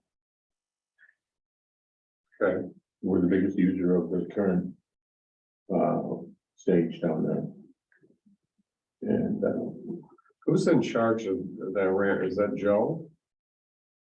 in charge of what? The kind of the program to do this? Who's kind of the band shell? The head of the planning commission? Yeah. Yeah, he's involved in it. Is it Joe? He's not on the planning commission. No, but who's doing the band? I'm asking who's the No. person? Who sets it up, takes it down, you mean? No, who's kind of pushing Joe, this new Joe band? brought the proposal forward, John Wemlinger and Mike or Doug May Doug May. are working. So I'll get a hold- with the Community okay. Foundation, to figure out, funding collection. And they've kind of got a location now, or is They it? do. Yeah. And they've got approval from the village. Okay, so I have two musicians that want me to get a hold of whoever's in charge and if they could get their name and number. People that do the whatever acts, sings, whatever, okay? They'd like to talk to someone at the village and put their 2 cents in about where the band shell should be.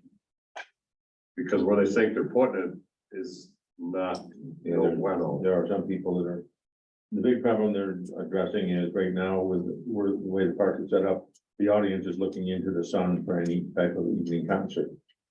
And you can actually see the sun bothers them enough that they actually form a V towards the stage, and try to stay in the shade during the concert. There's a lot of people that don't like that, so they're gonna turn it around and where PJ, across the street from PJ, top of the is where they're proposing to put the stage. The band members are facing the sun, the audience is facing sun at their back. But some people think it's gonna be oddball sitting up there, here's this big stage sitting there. I don't think it's settled yet. Okay, well anyways, I need to, whoever's in charge, I'd like to get the number and I'll give it to these. You can give them John's number? No, give them to me, we're collecting from the county right now. Okay. The other thing we're doing is looking to see how much support we have from the standpoint of financial. I'm working with Doug May and with, John Wimlinger to get that done. Okay. How are the concerts going so far? We had one rain diminished, it wasn't rain out, It was diminished. but it was diminished. We're running maybe 10% lower in donations than last year.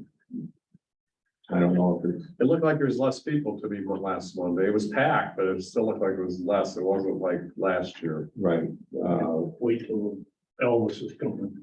That'll take care of we've that. got, the Benzie Playboys coming, they were our second biggest draw in the past year, so we'll see how they respond to that. Then we got, Elvis First one. dates later. They'll bring in some money.